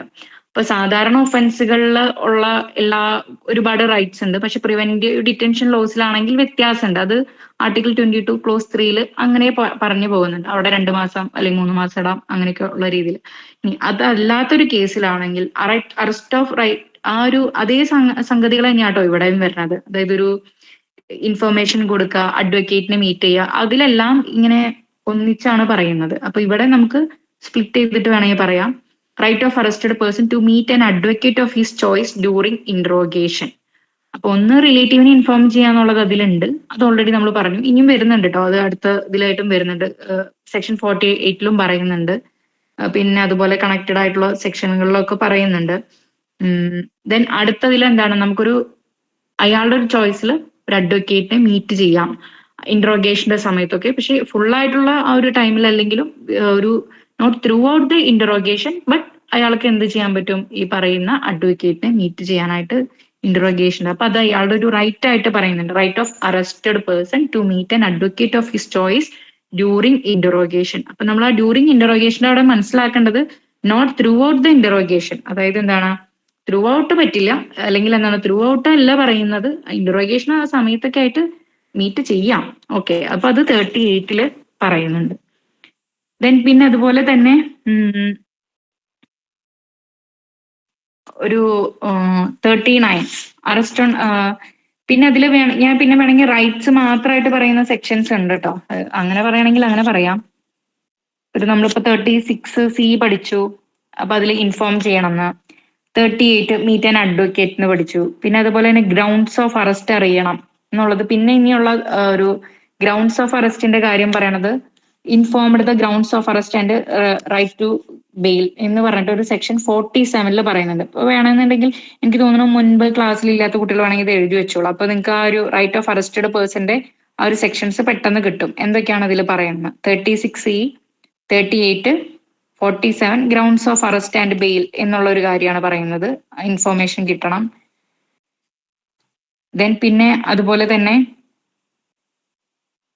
56 പറയുന്നുണ്ട് അവരുടെ ഹെൽത്ത് ആൻഡ് സേഫ്റ്റി റീസൺസ് ഇതൊക്കെ നോക്കണം എന്നുള്ളത്. 56. പിന്നെ 58 ഉണ്ട് കസ്റ്റഡി, അതായത് 24 hours കൂടുതലാവാൻ പാടില്ല, അല്ലെങ്കിൽ 24 hours മജിസ്ട്രേറ്റ് മുൻപിൽ ഹാജരാക്കണം എന്ന് പറയുന്ന ഒരു സെക്ഷൻ 58. ഓക്കെ, അപ്പൊ 36C, 36E, 38, 47, പിന്നെ 48, പിന്നെ 56, 58 ഇതിലൊക്കെ റൈറ്റ്സ് ഓഫ് അറസ്റ്റഡ് പേഴ്സണെ പറ്റിയിട്ടാണ് ഈ ചാപ്റ്ററിൽ പറയുന്നത്. പിന്നെ വുമൺ ആയിട്ടുള്ളതിന്റെ നമുക്ക് വരുമ്പോ അത് അങ്ങനെ പറയാം. ഓക്കെ, അപ്പൊ ഇതൊക്കെ ഇപ്പൊ ഒരു അറസ്റ്റഡ് പേഴ്സന്റെ റൈറ്റ് ആണ്. ദെൻ നെക്സ്റ്റ് സെക്ഷൻ, ഇനി നമ്മൾ നേരത്തെ പറഞ്ഞു ആ ഒരു 35 സബ്സെക്ഷൻ 2 പഠിച്ചു. എന്താണ്? സബ്ജക്ട് ടു സെക്ഷൻ 39 എന്ന് പറഞ്ഞു.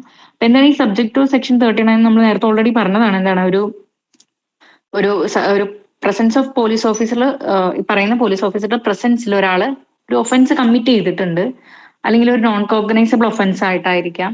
പക്ഷെ എന്താണ് ഇയാളുടെ ചോദിച്ചിട്ട് പോലും ഇയാളുടെ പേര് പറയുന്നില്ല. എന്താ പേര്, എവിടെയാണ് സ്ഥലം, ഇങ്ങനെയുള്ള ഒരു കാര്യം ഇയാൾ പറയുന്നില്ല. പിന്നെ അതാ പറഞ്ഞത് തെറ്റാണ്, അങ്ങനത്തെ ഒരു സിറ്റുവേഷൻ ആണ്. നമുക്ക് മനസ്സിലായി ഇയാള് പേരെന്താണ്. അപ്പൊ ഒരു രാവണൻ, സ്ഥലം എവിടെയാണ്? ശ്രീലങ്ക അല്ലെങ്കിൽ ലങ്ക, അങ്ങനെയൊക്കെയുള്ള രീതിയിൽ. അപ്പൊ നമ്മളൊരു കളിയാക്കണ രീതിയിൽ അപ്പൊ അങ്ങനെ പറഞ്ഞ കാര്യം തെറ്റാണ്. അപ്പൊ ഇത്തരം സിറ്റുവേഷനിൽ എന്ത് ചെയ്യാൻ പറ്റും? ഈ പറയുന്ന ആളെ അറസ്റ്റ് ചെയ്യാൻ പറ്റും. അത് കോഗ്നൈസബിൾ ആണെങ്കിലും നോൺ കോഗ്നൈസബിൾ ഒഫൻസ് ആണെങ്കിലും, ഇവിടെ കോഗ്നൈസബിൾ ആണെങ്കിൽ കുഴപ്പമില്ല, ഇപ്പോൾ നോൺ കോഗ്നൈസബിൾ ഒഫൻസിലും അറസ്റ്റ് ചെയ്യാൻ പറ്റുന്ന ഒരു ഗ്രൗണ്ട് ആണിത്. ദെൻ ഇനി അപ്പൊ പറയാണ്, അങ്ങനെ ഒരാളെ അറസ്റ്റ് ചെയ്തു കഴിഞ്ഞാൽ എന്ത് ചെയ്യണം എന്നാണ് പറയുന്നത്.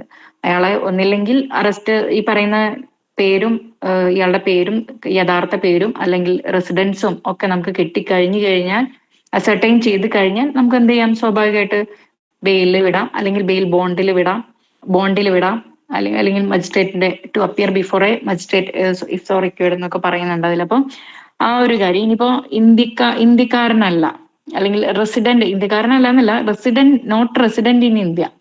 അതായത് എന്താണ്, ഇന്ത്യയിൽ ഇപ്പോ റെസിഡന്റ് എന്ന് പറയുമ്പോൾ നമ്മളൊരു 150 ദിവസം ഇവിടെ ഇയാൾ താമസിച്ചിരിക്കണം, അങ്ങനെ എന്തൊക്കെ ഒരു ക്രൈറ്റീരിയാസ് ഒക്കെ ഉണ്ട്. അപ്പൊ അവർ നോട്ട് റെസിഡന്റ് ഇൻ ഇന്ത്യ. അപ്പൊ അങ്ങനെ വരുമ്പോ എന്താണ്, ദ ബെയിൽ ബോണ്ട് ആരാണ് എക്സിക്യൂട്ട് ചെയ്യേണ്ടത്? അപ്പൊ അതിലത്തുള്ള ഒരു ഷുവേർട്ടി എന്ന് പറയുന്നത്, ആ ഷുവേർട്ടി അല്ലെങ്കിൽ sureties must be resident in India. അപ്പൊ അതൊരു ഇന്ത്യയിൽ ഈ പറയുന്ന ഇത്രയും ഡേയ്സ് താമസിച്ചിട്ടുള്ള ആളുകളായിട്ടായിരിക്കണം ഈ പറയുന്ന ഷുവേർട്ടി എന്ന് പറയുന്നത്. ഷുവേർട്ടി എന്ന് പറഞ്ഞാൽ ജാമ്യക്കാര്. ഓക്കെ, ഇനിയിപ്പോ എന്നിട്ട് ഒരു 24 മണിക്കൂറിന് ഉള്ളിലും നമുക്ക് ഇയാളുടെ പേരൊന്നും കിട്ടിയിട്ടില്ല. അപ്പൊ അങ്ങനെ വരുമ്പോഴെന്താണ്, അല്ലെങ്കിൽ ബെയിൽ ബോണ്ടോ, ഇയാൾക്ക് ബെയിൽ ബോണ്ടോ ഒന്നും എക്സിക്യൂട്ട് ചെയ്യാനായിട്ട്, ബെയിൽ ബോണ്ടോ ഒന്നും എക്സിക്യൂട്ട് ചെയ്യാനായിട്ട് പറ്റിയിട്ടില്ല. അപ്പൊ അങ്ങനെയാണെങ്കിൽ ഉടനടി എന്താണ്, നിയറസ്റ്റ് ഏത് മജിസ്ട്രേറ്റ് ആണോ ജൂറിസ്ഡിക്ഷൻ ഉള്ളത് അവിടേക്ക് ഇയാളെ ഫോർവേഡ് ചെയ്യുക എന്നുള്ള ഒരു കാര്യമാണ് ഇതിൽ പറയുന്നത് 39. ദെൻ ഇനി നെക്സ്റ്റ് ഒരു സെക്ഷൻ എന്ന് പറയണത്, ഞാൻ പറഞ്ഞു എല്ലാവർക്കും അറസ്റ്റ് ചെയ്യാൻ പറ്റുമോ? ഇപ്പൊ പോലീസ് ഓഫീസറിനെ മാത്രമേ ഉള്ളൂ, നമുക്ക് പ്രൈവറ്റ് പേഴ്സണെ അറസ്റ്റ് ചെയ്യാനായിട്ട് പറ്റുമോ എന്നൊക്കെയുള്ളത്. അപ്പോ നമ്മളുടെ മുൻപിൽ വെച്ചിട്ട് ഒരു കോഗ്നൈസബിൾ ഒഫൻസ് ഒക്കെ ചെയ്യുകയാണെന്നുണ്ടെങ്കിൽ നമുക്ക് അറസ്റ്റ് ചെയ്ത് പോലീസിന്റെ അടുത്ത് പ്രൊഡ്യൂസ് ചെയ്യാലോ. അപ്പൊ അതുപോലെ ഒരു സെക്ഷൻ, അതായത് പ്രൈവറ്റ് പേഴ്സണെ അറസ്റ്റ് ചെയ്യാനായിട്ടുള്ള ഒരു സെക്ഷനാണ് സെക്ഷൻ 40. അപ്പോ ഇതിലെന്താ പറയണത്? സെക്ഷൻ 40, അതായത് സെക്ഷൻ 40.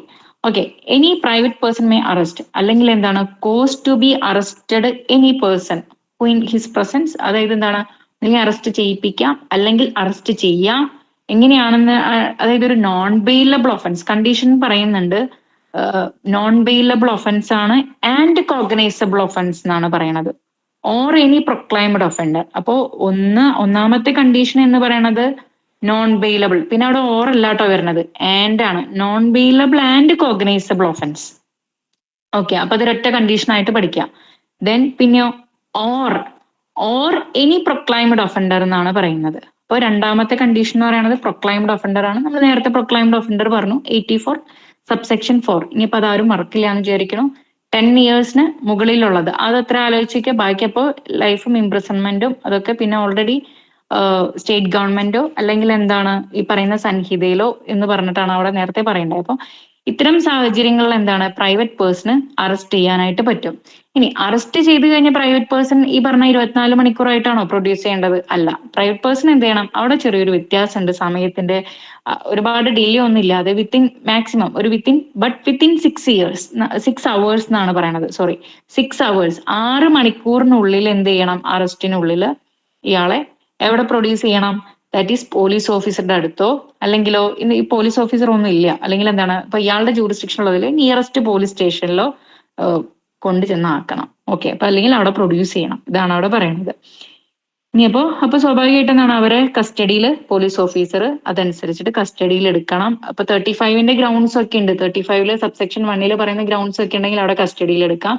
ഇനി അതല്ല അവര് ഇപ്പൊ പോലീസ് ഓഫീസർ വിചാരിക്കണം ദാറ്റ് ഈസ് എന്താണ് ഹി കമ്മിറ്റഡ് നോൺ കോഗ്നൈസബിൾ ഒഫൻസിലാണ്, പിന്നെ അത് മാത്രമല്ല ഒരു പേരും ഇതൊന്നും തരുന്നില്ല അല്ല, അപ്പൊ അങ്ങനത്തെ ഒരു ഗ്രൗണ്ട് ഒക്കെ ആണെന്നുണ്ടെങ്കിൽ വേണമെങ്കിൽ നോൺ കോഗ്നൈസബിൾ ഒഫൻസ് ഇതൊക്കെ ആണെന്നുണ്ടെങ്കിൽ, അല്ലെങ്കിൽ സഫീഷ്യന്റ് കോഴ്സ് ഒന്നും ഇല്ല, അപ്പോൾ അതനുസരിച്ചിട്ട് ചെയ്യാനായിട്ട് പറ്റും. അതിൽ സഫീഷ്യന്റ് കോഴ്സ് ഒന്നും ഇല്ലെങ്കിൽ ഇയാളെ റിലീസ് ചെയ്യാനായിട്ട് സാധിക്കും. ഇനിയിപ്പോ അതല്ല പേരും മറ്റു കാര്യങ്ങളൊക്കെ ഒബ്റ്റെയിൻ ചെയ്തിട്ടും വേണമെങ്കിൽ റിലീസ് ചെയ്യാനായിട്ട് സാധിക്കും. ഓക്കെ, അതിൽ എത്രയാണ് പറയുന്നത്. ദെൻ ഇനി 41 ഇപ്പൊ നമ്മൾ പറഞ്ഞു അറസ്റ്റ്, ഇപ്പൊ പോലീസ് ഓഫീസറിന്റെ അറസ്റ്റ് കഴിഞ്ഞു, പ്രൈവറ്റ് പേഴ്സന്റെ അറസ്റ്റ് കഴിഞ്ഞു. പ്രൈവറ്റ് പേഴ്സന്റെ അറസ്റ്റ് എന്ന് പറയുമ്പോൾ ഇത്ര ആലോചിച്ചാൽ മതി, 2 കണ്ടീഷൻസ് ആണ്, non bailable and cognizable offence. പിന്നത്തെ ഒരു കണ്ടീഷൻ അതിൽ പറയണത് or any proclaimed offender. Okay, പിന്നെ എന്താണ് അൺനെസസറി ഡിലേ ഇല്ലാതെ വിത്തിൻ 6 അവേഴ്സ് ആണ് പറയുന്നത്. 6 അവേഴ്സിൽ ഈ പറയുന്ന made over to any persons arrested to a police officer. ഇനിയിപ്പോ അങ്ങനെ പോലീസ് ഓഫീസർ ഇല്ലെങ്കിൽ എന്താണ് custody to the nearest police station എന്നുള്ളൊരു കാര്യം. ദെൻ പിന്നെ ഇനി അടുത്തത് ഇനി അടുത്തൊരാളും കൂടി ഉണ്ട്. ആരാണ്? മജിസ്ട്രേറ്റ് ആണ് അറസ്റ്റ് ചെയ്യണത്. അപ്പൊ arrest by magistrate. Arrest by മജിസ്ട്രേറ്റിൽ പറയണത് ഇവിടെ എക്സിക്യൂട്ടീവ് മജിസ്ട്രേറ്റ് ആണെങ്കിലും ജുഡീഷ്യൽ മജിസ്ട്രേറ്റ് ആണെങ്കിലും അദ്ദേഹത്തിന്റെ പ്രസൻസിൽ എന്താണ് ഒരു അദ്ദേഹത്തിന്റെ ലോക്കൽ ജൂറിസ്ഡിക്ഷനിൽ എന്തെങ്കിലും ഒരു ഒഫൻസ് കമ്മിറ്റ് ചെയ്യാണ് ഒരാൾ. ഒരു ഒഫൻസ് എന്നാണ് പറയുന്നത്. Any offence is committed. ഒന്നില്ലെങ്കിൽ ആൾക്ക് തന്നെ അറസ്റ്റ് ചെയ്യാം, അല്ലെങ്കിൽ എന്താണ് അറസ്റ്റ് ചെയ്യാൻ പറയാം. Order any person to arrest the offender, ആ ഒരു കാര്യം ചെയ്യാം, ഓർഡർ ചെയ്യാം. അപ്പോ and may thereupon subject to the provision herein contained as to bail commit to the offender to the custody. അപ്പൊ അതനുസരിച്ചിട്ട് ബെയിലും മറ്റു കാര്യങ്ങളൊക്കെ കൊടുക്കാൻ പറ്റുന്നതാണെങ്കിൽ കൊടുത്ത് അങ്ങനെ, അല്ലെങ്കിൽ അതർവൈസ് കസ്റ്റഡിയിൽ ഇതാക്കാം. ദെൻ പിന്നെ ഇനി മജിസ്ട്രേറ്റ് അതിൽ സബ്സെക്ഷൻ 2 പറയുന്നുണ്ട് whether executive judicial may at any time arrest or direct the arrest his presence within his local jurisdiction of any person for whose arrest he is competent at the time in the circumstances to issue a warrant. അതായത് നമ്മൾ ചെറുതാക്കി പറയുകയാണെങ്കിൽ എന്താണ്, വേണമെങ്കിൽ അങ്ങനെ ഒരു ഇതുണ്ടെങ്കിൽ വേണമെങ്കിൽ ഒരു വാറന്റ് ഇഷ്യൂ ചെയ്യാം. അപ്പൊ അറസ്റ്റ് അവിടെ പറയുന്നുണ്ട്, അതുപോലെ തന്നെ വാറന്റ് ഇഷ്യൂ ചെയ്യാന്നുള്ള കാര്യം കൂടിയും പറയുന്നുണ്ട്. അപ്പൊ ഇതില് സാറ് അതിലൊരു 2 ഡിസിഷൻസ് പറഞ്ഞിട്ടുണ്ടായിരുന്നു. ഒന്ന് വേലു വിശ്വനാഥൻ വേഴ്സസ് സ്റ്റേറ്റ് എന്ന് പറഞ്ഞിട്ട് 1971 ഡിസിഷൻ. അതിൽ നമ്മൾ ഈ സെക്ഷൻ 35ന്റെ ഇൻഗ്രീഡിയൻസ് ഒക്കെ സാറ്റിസ്ഫൈ ചെയ്യുകയാണെങ്കിൽ അറസ്റ്റ് ചെയ്യാം എന്നാണ്. ചെറിയൊരു ഇൻഗ്രീഡിയന്റ് ആണ് ഞാൻ എഴുതി വെച്ചത്, ഞാൻ പറഞ്ഞതാട്ടോ. കൂടുതൽ ആരെങ്കിലും അറിയാന്നുണ്ടെങ്കിൽ അവർക്ക് പറയാം, അല്ലെങ്കിൽ ഈ ഇതൊന്നും എഴുതി വെച്ചോളൂ. മുൻപ് ക്ലാസ്സിൽ ഇല്ലാത്ത കുട്ടികൾ 1971 ക്രിമിനൽ ലോ ജേണൽ 725. ചിലപ്പോൾ എന്റെ ഈ നമ്പേഴ്സ് ഒക്കെ ചിലപ്പോൾ തെറ്റുണ്ടാവും കേട്ടോ, 72 പേജ് നമ്പർ, എന്നാലൊന്ന് വെരിഫൈ ചെയ്യണേ. 1971 criminal law journal 725 Kerala KL. Okay, Velu Viswanathan versus state.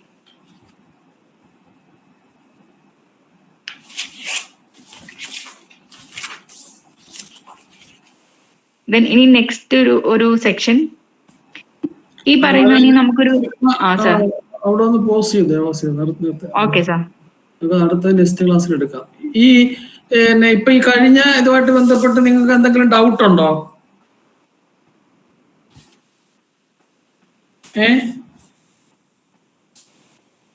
എല്ലാരും പിന്നെ ഉറങ്ങുകയല്ലോ അല്ലേ? അല്ല സാർ. അല്ല സാർ. അപ്പൊ ഞാനൊരു ഡൗട്ട് ചോദിക്കാം ഇപ്പൊ ക്ലാസ് ബന്ധപ്പെട്ടിട്ട്. പിന്നെ what is the distinction between section 35B, 35 clause 1B and 35 clause 1C? What is the distinction between 35 clause 1B and 35 clause 1C?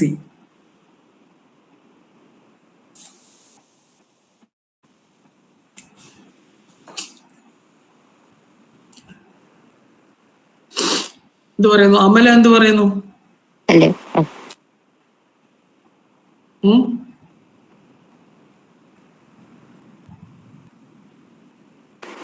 Sir ഞാൻ പറയട്ടെ. പറയേ ഭാഗ്യലക്ഷ്മി. സർ 35 ക്ലോസ് ബി വെച്ചിട്ടാണെങ്കിൽ അതില് those persons who have committed cognizable offense which is up to 7 years or below 7 years. ആ below 7 years അല്ലെങ്കിൽ up to 7 years ചെയ്യുകയാണെങ്കിൽ ഇതിൽ പറഞ്ഞിരിക്കുന്ന A2E വരെയുള്ള അതില് 1, 2, ABCD അങ്ങനെ കുറച്ച് കണ്ടീഷൻസ് ഉണ്ട്. ആ കണ്ടീഷൻസ് ഫുൾഫിൽ ചെയ്താൽ മാത്രമേ വിത്തൗട്ട് വാറണ്ട് ബിലോ 7 years അല്ലെങ്കിൽ അപ് ടു 7 years അറസ്റ്റ് ചെയ്യാൻ പറ്റുള്ളൂ. പക്ഷെ സെക്ഷൻ 35 ക്ലോസ് സി പ്രകാരം ആണെങ്കിൽ എബവ് 7 years ഉള്ള എല്ലാവരെയും നമുക്ക് അറസ്റ്റ് ചെയ്യാം. ആ കണ്ടീഷൻസ് ഫുൾഫിൽ ചെയ്യണമെന്നില്ല. എക്സാക്ട്ലി. അപ്പൊ സിഗ്മ നന്നായിട്ട് പഠിപ്പിച്ചു കേട്ടോ. അത് കൃത്യ ആൻസർ ആണ്. ഞാൻ ഉദ്ദേശിച്ച ആൻസർ തന്നെയാണ് അത് വന്നത്. മനസ്സിലായില്ലേ? അപ്പൊ അത് എല്ലാവർക്കും നന്നായിട്ട് മനസ്സിലായി കാണുമല്ലോ.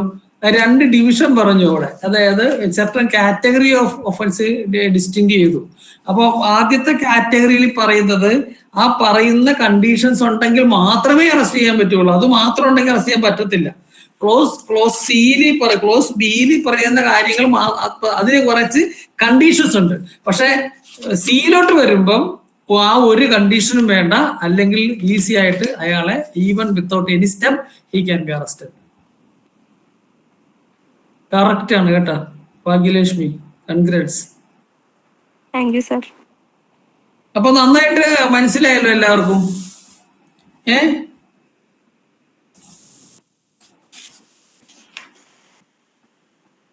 അപ്പോ അത് ഈ 35-ൽ നിന്ന് ക്വസ്റ്റ്യൻസ് ഈ വരും, ഒരു തർക്കമില്ല കാര്യത്തില്. അപ്പൊ ചിലപ്പോ ചോദിക്കുന്നത് അങ്ങനെ ഇതായിരിക്കും. ഈ ഫോളോയിങ് കണ്ടീഷൻസ് ഒരു ചെറിയ ഇത് വരും ഇതില്. Which among the following the police officer can arrest without warrant എന്നായിരിക്കും ചോദിക്കുക ചിലപ്പോ. അപ്പൊ ഇത് ആ സ്പ്ലിറ്റ് ചെയ്ത് സിഗ്മ ഇപ്പൊ പഠിപ്പിച്ചതുപോലെ തന്നെ സ്പ്ലിറ്റ് ചെയ്ത് പഠിക്കണം. അതായത് 35 ക്ലോസ് 1-ൽ തന്നെ ABCDEFGHIJ എന്ന് വരുന്നത് 35(1)-ൽ A എന്ന് പറയുന്നത് ആദ്യം മാറ്റി നിർത്തുക. എന്താണ്? ഒരാൾ കോഗ്നൈസബിൾ ഒഫൻസ് ആണെങ്കിൽ പ്രസൻസ് അറസ്റ്റ് ചെയ്യുക. ബി വരുമ്പോ അതിന് സബ് ക്ലോസ് വരും. എക്ക് സബ് ക്ലോസ് ഇല്ല. ബി വരുമ്പോ പിന്നെ സബ് ക്ലോസ് വരും. അതാണ് പിന്നെ താഴേക്ക് പോകുന്നത്. അപ്പോൾ അതങ്ങനെ പോയി കഴിഞ്ഞാൽ പിന്നെ ആ 35(2) വരെ വരുന്നത് ഈ എന്താണ് ജെ വരെ. അത് 10 എന്ന് കറക്റ്റ് ആയിട്ട് പറഞ്ഞു. 10 ആ 10 കണ്ടീഷൻ പറഞ്ഞു. എവിടെയൊക്കെ വേറൊന്നും നോക്കാതെ ഒരാളെ അറസ്റ്റ് ചെയ്യാൻ പറ്റും, പോലീസ് ഓഫീസർ അറസ്റ്റ് ചെയ്യാൻ പറ്റും എന്നാ. അപ്പൊ അത് നമ്മളൊന്ന് ജസ്റ്റ് ഒന്ന് മനപ്പാടാക്കേണ്ടതായിട്ട് വരും. ആ ഓർഡറിൽ എങ്ങനെ പഠിച്ചാൽ മതി. ഇപ്പൊ പറഞ്ഞ പോലെ ഇങ്ങനെ ആംഡ് ഫോഴ്സ്, എക്സ്ട്രഡീഷൻ, അങ്ങനെ ഓരോ അതിനകത്ത് പെർട്ടിക്കുലർ വേർഡ് എടുത്ത് മനപ്പാടം പഠിക്കുകയാണെങ്കിൽ നമ്മൾ അതിലേക്ക് എത്തും. ആ വേർഡ് മാത്രം പഠിക്കും. എക്സ്ട്രഡീഷൻ എന്ന് പറഞ്ഞ് മാത്രം പഠിച്ചാൽ മതി. എക്സ്ട്രഡീഷൻ എന്ന് പറയുമ്പോൾ നമുക്ക് അറിയാൻ പറ്റും എപ്പോഴാണ് എക്സ്ട്രഡീഷൻ വരുന്നത്. എന്താണ്? An offence committed outside India as if it is committed in India. അങ്ങനെ എടുക്കുമ്പോൾ വരും. അതുപോലെ തന്നെ ലൈഫ് കൺവിക്റ്റ്, പ്രൊക്ലൈംഡ് ഒഫൻഡർ, ആ ടേം മാത്രം ഉപയോഗിച്ച് വെക്കുക. പിന്നെ അതിന്റെ ആ സീരിയസ് ആയിട്ടുള്ള ക്ലോസും പഠിക്കുക. ഒബ്ജക്റ്റീവ് ടൈപ്പിനാണ് കുഴപ്പമില്ല, ടിക്ക് ചെയ്താൽ മതി. മറ്റേ എക്സ്പ്ലനേറ്ററി വരുമ്പം നിങ്ങൾ സെക്ഷൻസ് എഴുതിയെന്നാൽ നമുക്ക് കുറച്ചുകൂടി പോയിന്റ് മാർക്ക് കിട്ടും. സെക്ഷൻസ് ഉറപ്പുണ്ടെങ്കിൽ എഴുതാവൂ, തെറ്റിക്കരുത്. അവസാനം പോയിന്റ് എഴുതി അതിന്റെ തെറ്റായ സെക്ഷൻ ആണെങ്കിൽ ആ പോയിന്റിന്റെ മാർക്കോടെ പോകും. സെക്ഷൻ നന്നായിട്ട് അറിയാമെങ്കിൽ മാത്രമേ അത് നോട്ട് ചെയ്യേണ്ട കാര്യമുള്ളൂ. അത് അങ്ങനെ പഠിക്കുക. ഓക്കെ. പിന്നെ അതിനകത്ത് പിന്നെ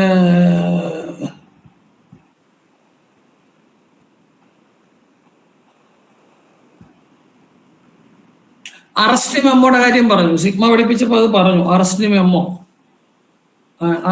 മെമ്മോ ഏത് ഫോമാണെന്ന് ഞാൻ പറഞ്ഞിരുന്നു. ഫോം നമ്പർ എത്രയാ?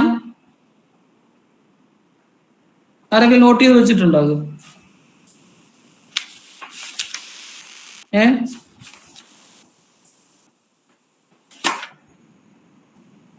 പിന്നീട് എടുത്ത് നോക്കിയാ പിന്നെ പോലീസ് ഡയറിയിൽ നമുക്ക് പിന്നെ പോലീസ് ഡയറിയിൽ CD-യിൽ അതിന്റെ ഫോം കാണും.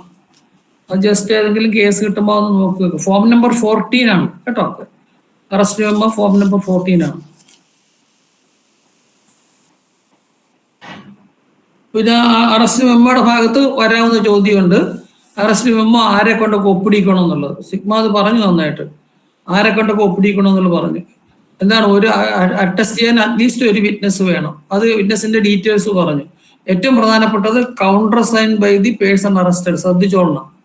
ഒബ്ജക്റ്റീവ് ടൈപ്പ് ചോദ്യം ചിലപ്പോൾ വരും. കൗണ്ടർ സൈൻ ബൈ അറസ്റ്റി, പിന്നെ അറസ്റ്റ് മെമ്മോയിൽ.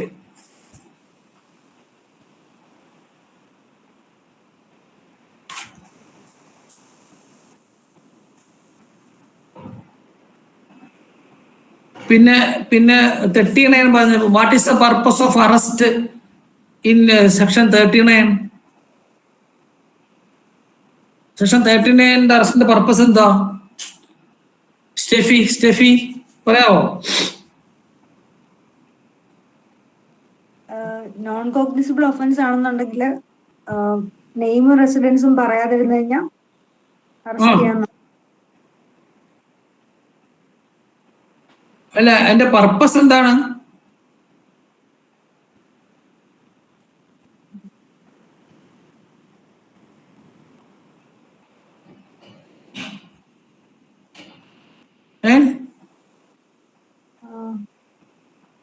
എന്തിനാ അറസ്റ്റ് ചെയ്യണേ? To ascertain his identity. To ascertain his name and identity. അത് കിട്ടിക്കഴിഞ്ഞാല് അയാളെ പിന്നെ കസ്റ്റഡി കണ്ടിന്യൂ ചെയ്യാൻ പറ്റത്തില്ല. മനസ്സിലായില്ലേ? അതാണ് പർപ്പസ് അതിന്റെ.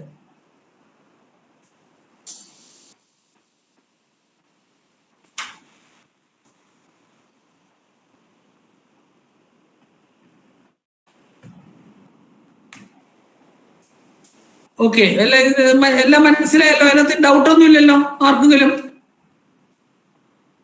ഒക്കെ ഡൗട്ട് ഉണ്ടെങ്കിൽ സിഗ്മയോട് ചോദിക്കാം. സിഗ്മ അത് എക്സ്പ്ലെയിൻ ചെയ്ത് തരും എന്തെങ്കിലും ഡൗട്ട് ഉണ്ടെങ്കിൽ.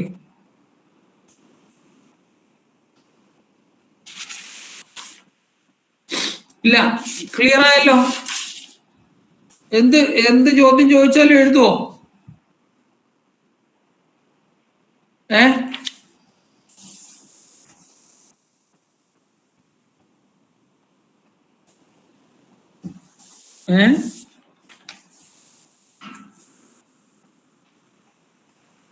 എന്താരും ഒന്നും മിണ്ടാത്ത? എഴുതും എന്ന് പറയാനുള്ള ധൈര്യം ആയില്ലേ?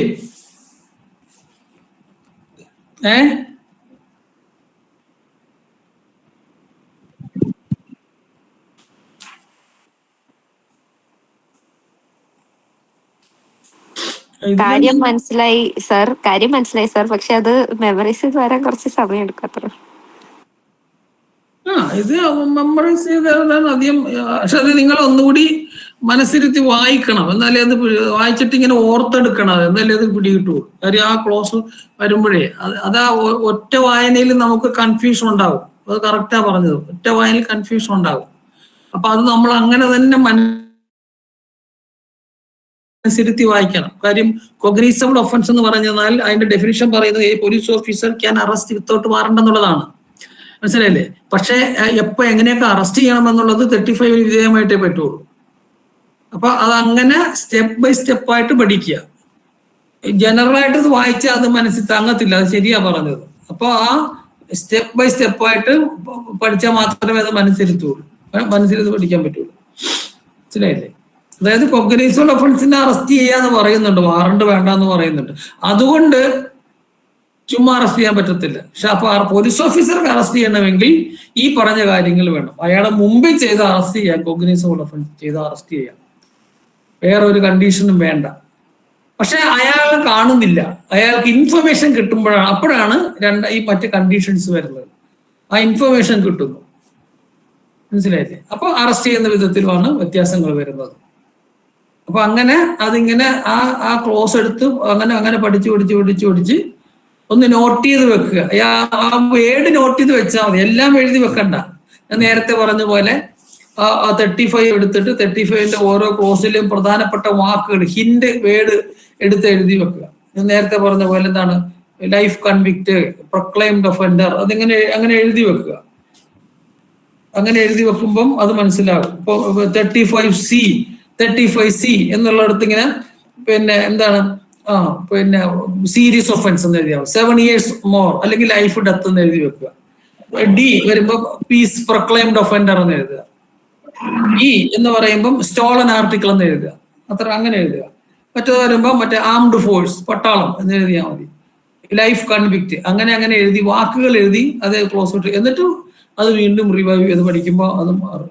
അതിനകത്ത് നമ്മൾ കൃത്യമായിട്ട് പഠിച്ചാൽ നമുക്ക് അതിനകത്ത് നിന്ന് ഒറ്റ പോയിന്റ് മിസ്സാവത്തില്ല.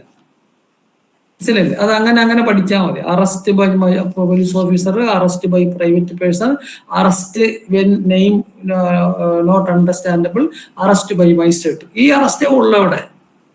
പിന്നെ അറസ്റ്റ് എങ്ങനെ നടത്തണം, അറസ്റ്റ് എങ്ങനെ നടത്തണം എന്നുള്ളത്, അത്തരം കാര്യങ്ങളേ ഉള്ളൂ. അപ്പൊ അത് പഠിച്ചാൽ അതിനകത്ത് നിന്ന് നമുക്ക് ഒറ്റ പോയിന്റ് നഷ്ടപ്പെടും.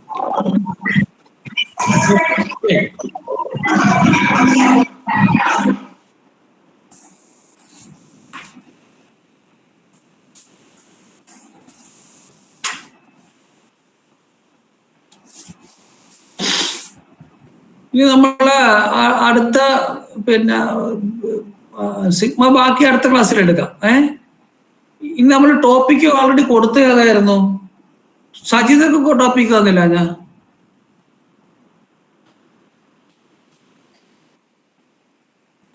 അനന്തകൃഷ്ണൻ ഒന്നും ഇല്ലെന്ന് തോന്നുന്നു.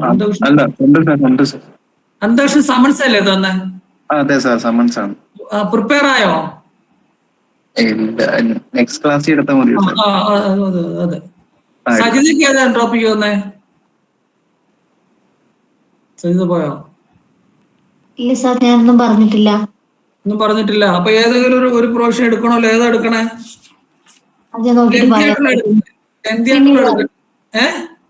പിന്നീട് പറയാം. FIR ക്ലാസ്സിൽ ഞാൻ ഉണ്ടായിട്ടില്ല, അതുകൊണ്ട് എനിക്ക് അത് എടുക്കാം. FIR അപ്പൊ അത് എടുക്കണം നല്ലത്. അപ്പൊ ഡൗട്ട് ക്ലിയർ ചെയ്ത് പോവാം. ഞാൻ അടുത്ത ആഴ്ച പറയാം സാർ. ഓക്കെ.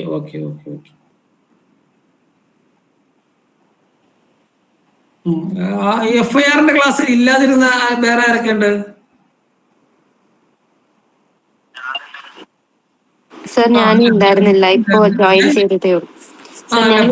ഓക്കെ. ഭാഗ്യലക്ഷ്മി ഉണ്ട്, അംജിത്തും ഉണ്ട്. പിന്നെ വേറെ നേരത്തെ വരുന്നവരെ ഇല്ലാതിരുന്നവരുണ്ടോ?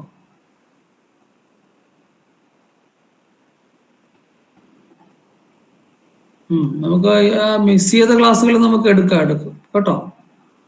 നോക്കാം.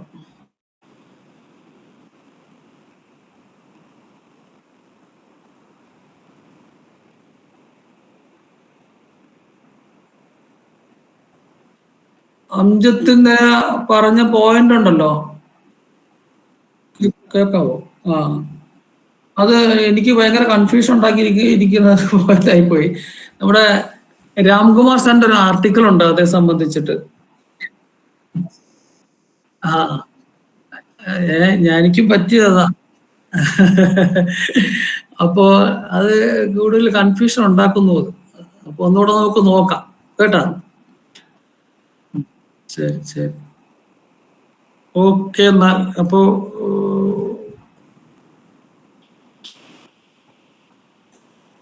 ഇനി നമുക്കിനി ഒരു 3-4 ക്ലാസ് കൂടെ കഴിഞ്ഞാൽ നമുക്ക് ഈ കഴിഞ്ഞതിനെ സംബന്ധിച്ചിട്ട് നമുക്കൊരു ചെറിയൊരു മോഡൽ ടെസ്റ്റ് പേപ്പറൊക്കെ ഇടാന്ന് വിചാരിക്കണേ.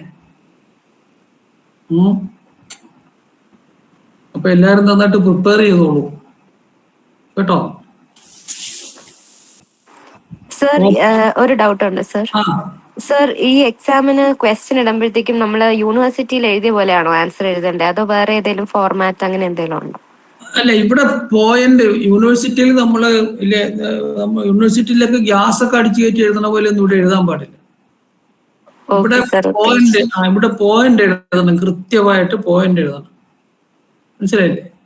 അപ്പോ അത് നമ്മളിപ്പോ IPCയോ അല്ലെങ്കിൽ ഇപ്പൊ what is the definition of cheating എന്ന് എഴുതിയാൽ അതിനകത്ത് നമുക്ക് പിന്നെ ഗ്യാസ് ഒന്നും ഒഴിച്ചു വെക്കാൻ പറ്റത്തില്ല. അപ്പം അതിന്റെ സെക്ഷൻ കൂടെ കോട്ട് എഴുതണം അറിയാമെങ്കിൽ. അത് തരാം. കാര്യം ഇപ്പൊ ടേമിന്റെ ഡെഫിനിഷൻ ഒക്കെ വന്നതിന് വലിയ കുഴപ്പമില്ല. അതുപോലെ പ്രോബ്ലം വരികയാണെങ്കിൽ അതിൽ നമുക്ക് ഗ്യാസ് ഒന്നും അടിക്കാനുള്ള സ്കോപ്പ് ഒന്നുമില്ല. ഇപ്പൊ പ്രോബ്ലം ആയിട്ട് വരികയാണെങ്കിൽ ഗ്യാസ് അടിക്കാനായിട്ട് പറ്റത്തില്ല. കാരണം അതിനകത്തൊരു കേസിന്റെ ഫാക്റ്റ് ആയിരിക്കും തരുന്നത്. അപ്പൊ നമ്മൾ എഴുതുന്നത് സബ്സ്റ്റാൻഷിയേറ്റ് ചെയ്ത് എഴുതുക എന്നുള്ളതാണ്. ഇപ്പൊ ഉദാഹരണത്തിന് ഒരു ജഡ്ജ്മെന്റ് ആണ് ജഡ്ജ്മെന്റ് എഴുതാനാണെങ്കിൽ നിങ്ങൾ ജഡ്ജ്മെന്റ് ശരിയാണോ തെറ്റായ ജഡ്ജ്മെന്റ് എഴുതാം. പക്ഷെ തെറ്റായ ജഡ്ജ്മെന്റ് എഴുതാൻ നമ്മൾ അതിലേക്ക് നയിക്കുന്ന റീസൺസ് എന്താണെന്നുള്ളത് നോക്കിയിട്ടായിരിക്കും നമ്മളുടെ അനലൈസ് ചെയ്യുന്നത്. മനസ്സിലായില്ലേ? അപ്പോൾ പ്രൊവിഷൻസ് കംപ്ലീറ്റ് ക്ലിയർ ആക്കുക എന്നുള്ളതാണ് ഉദ്ദേശിക്കുന്നത്. ഇപ്പൊ ഷോർട്ട് നോട്ട് ചോദിക്കുന്നു. ഇപ്പൊ ഉദാഹരണത്തിന് what is the difference between misappropriation and criminal breach of trust എന്ന് ചോദിച്ചാൽ അതിന്റെ ആ കണ്ടന്റ് മാത്രമേ എഴുതിയാൽ മതി, വേറെ എഴുതേണ്ട കാര്യമില്ല. അപ്പൊ എന്താണ് ഉദാഹരണം, അല്ലെങ്കിൽ വാട്ട് ഈസ് ദ ഡിഫറൻസ്, അല്ലെങ്കിൽ how the theft become extortion എന്ന് എഴുതിയാൽ അതിനകത്ത് ആ ഇൻഗ്രീഡിയന്റ് വരണം. അങ്ങനെ എഴുതിയാല് പിന്നെ നോക്കുള്ളൂ അല്ല മാർക്ക് കിട്ടുള്ളൂ. സർ, ഇപ്പോ ഹൗ തെഫ്റ്റ് ബിക്കംസ് എക്സ്റ്റോർഷൻ അങ്ങനത്തെ ഒരു ക്വസ്റ്റ്യൻ വന്നാൽ നമുക്ക് ആ ഇൻഗ്രീഡിയന്റ് എഴുതാം. ഇപ്പോ സർ ആദ്യം പറഞ്ഞ പോലെ ഡെഫിനിഷൻ ആണ് ചോദിക്കുന്നതെങ്കിൽ എല്ലാത്തിനും ഡെഫിനിഷൻ കാണാതെ പഠിക്കാൻ പറ്റില്ലല്ലോ. അപ്പൊ അതിൽ ഇൻഗ്രീഡിയൻസ് ആണോ എഴുതേണ്ടത്? കാണാതെ പഠിക്കാൻ പറ്റില്ല പറഞ്ഞാൽ ഇപ്പൊ നമ്മൾ തെഫ്റ്റ് എന്ന് പറയുമ്പോൾ അതിനകത്ത് എന്തൊക്കെ വേണം?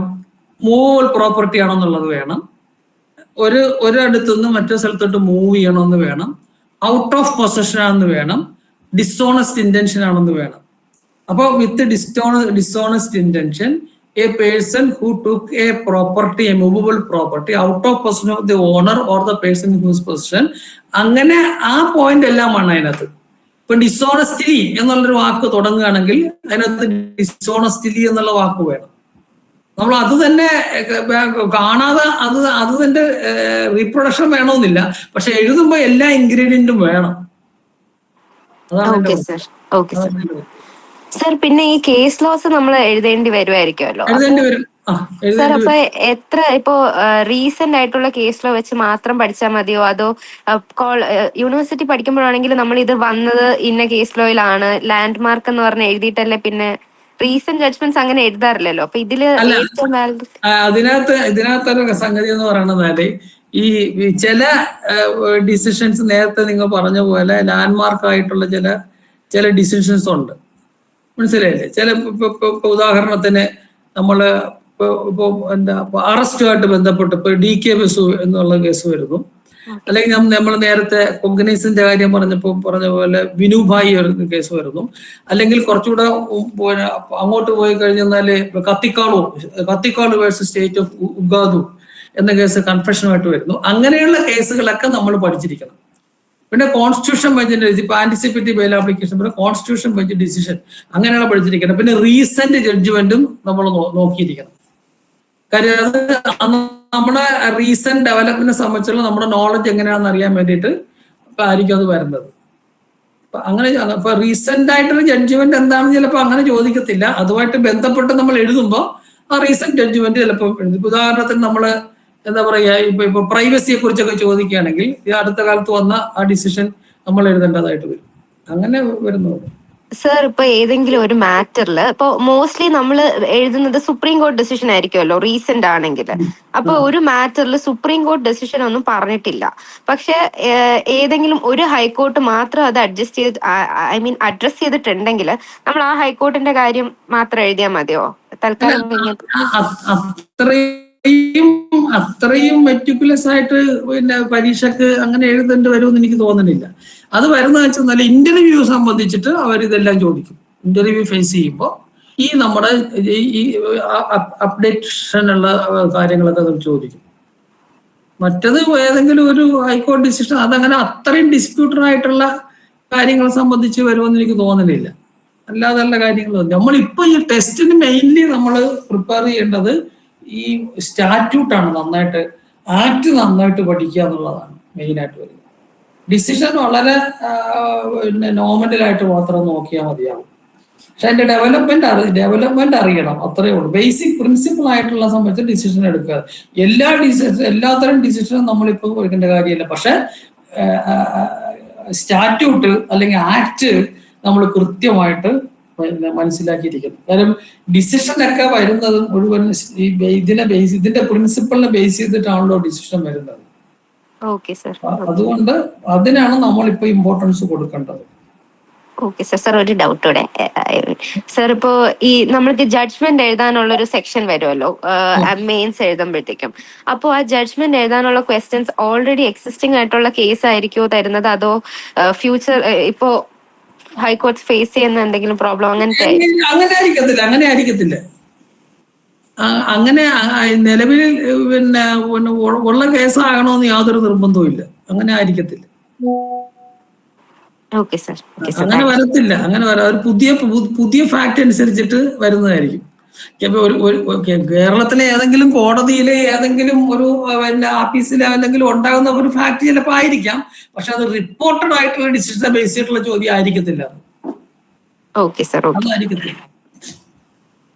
അത് നമ്മൾ അങ്ങനെ നോക്കിയിട്ട് കാര്യമില്ല. കാര്യം വെച്ചെന്നാല് അതാണ് ഞാൻ പറഞ്ഞത്, നമ്മളാ ഒരു ജഡ്ജ്മെന്റിലേക്ക് എത്തണതിന് നമ്മൾ ബേസ് ചെയ്യുന്ന റീസണിങ് ആണ് ജഡ്ജ്മെന്റിന് പ്രധാനം.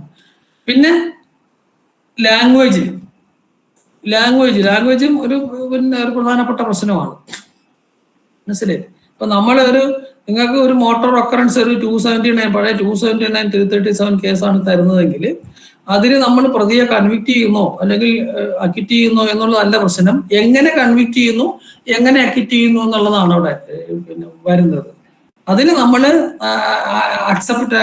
ബേസിക് ആയിട്ടുള്ള നമ്മുടെ എവിഡൻസ് അപ്രീസിയേഷൻ എങ്ങനെയുണ്ട് എന്നാണ് നോക്കണത്. അല്ലാതെ അത് ശിക്ഷിക്കുക, അത് അക്വിറ്റ് ചെയ്യുക എന്നുള്ളത് യാതൊരു കാര്യമില്ല. യെസ്. അപ്പൊ ഓക്കെ, നാളെ കാണാം. നാളെ BNSന്റെ ക്ലാസ് ആണ്. Okay, good night. Thank you sir. Okay.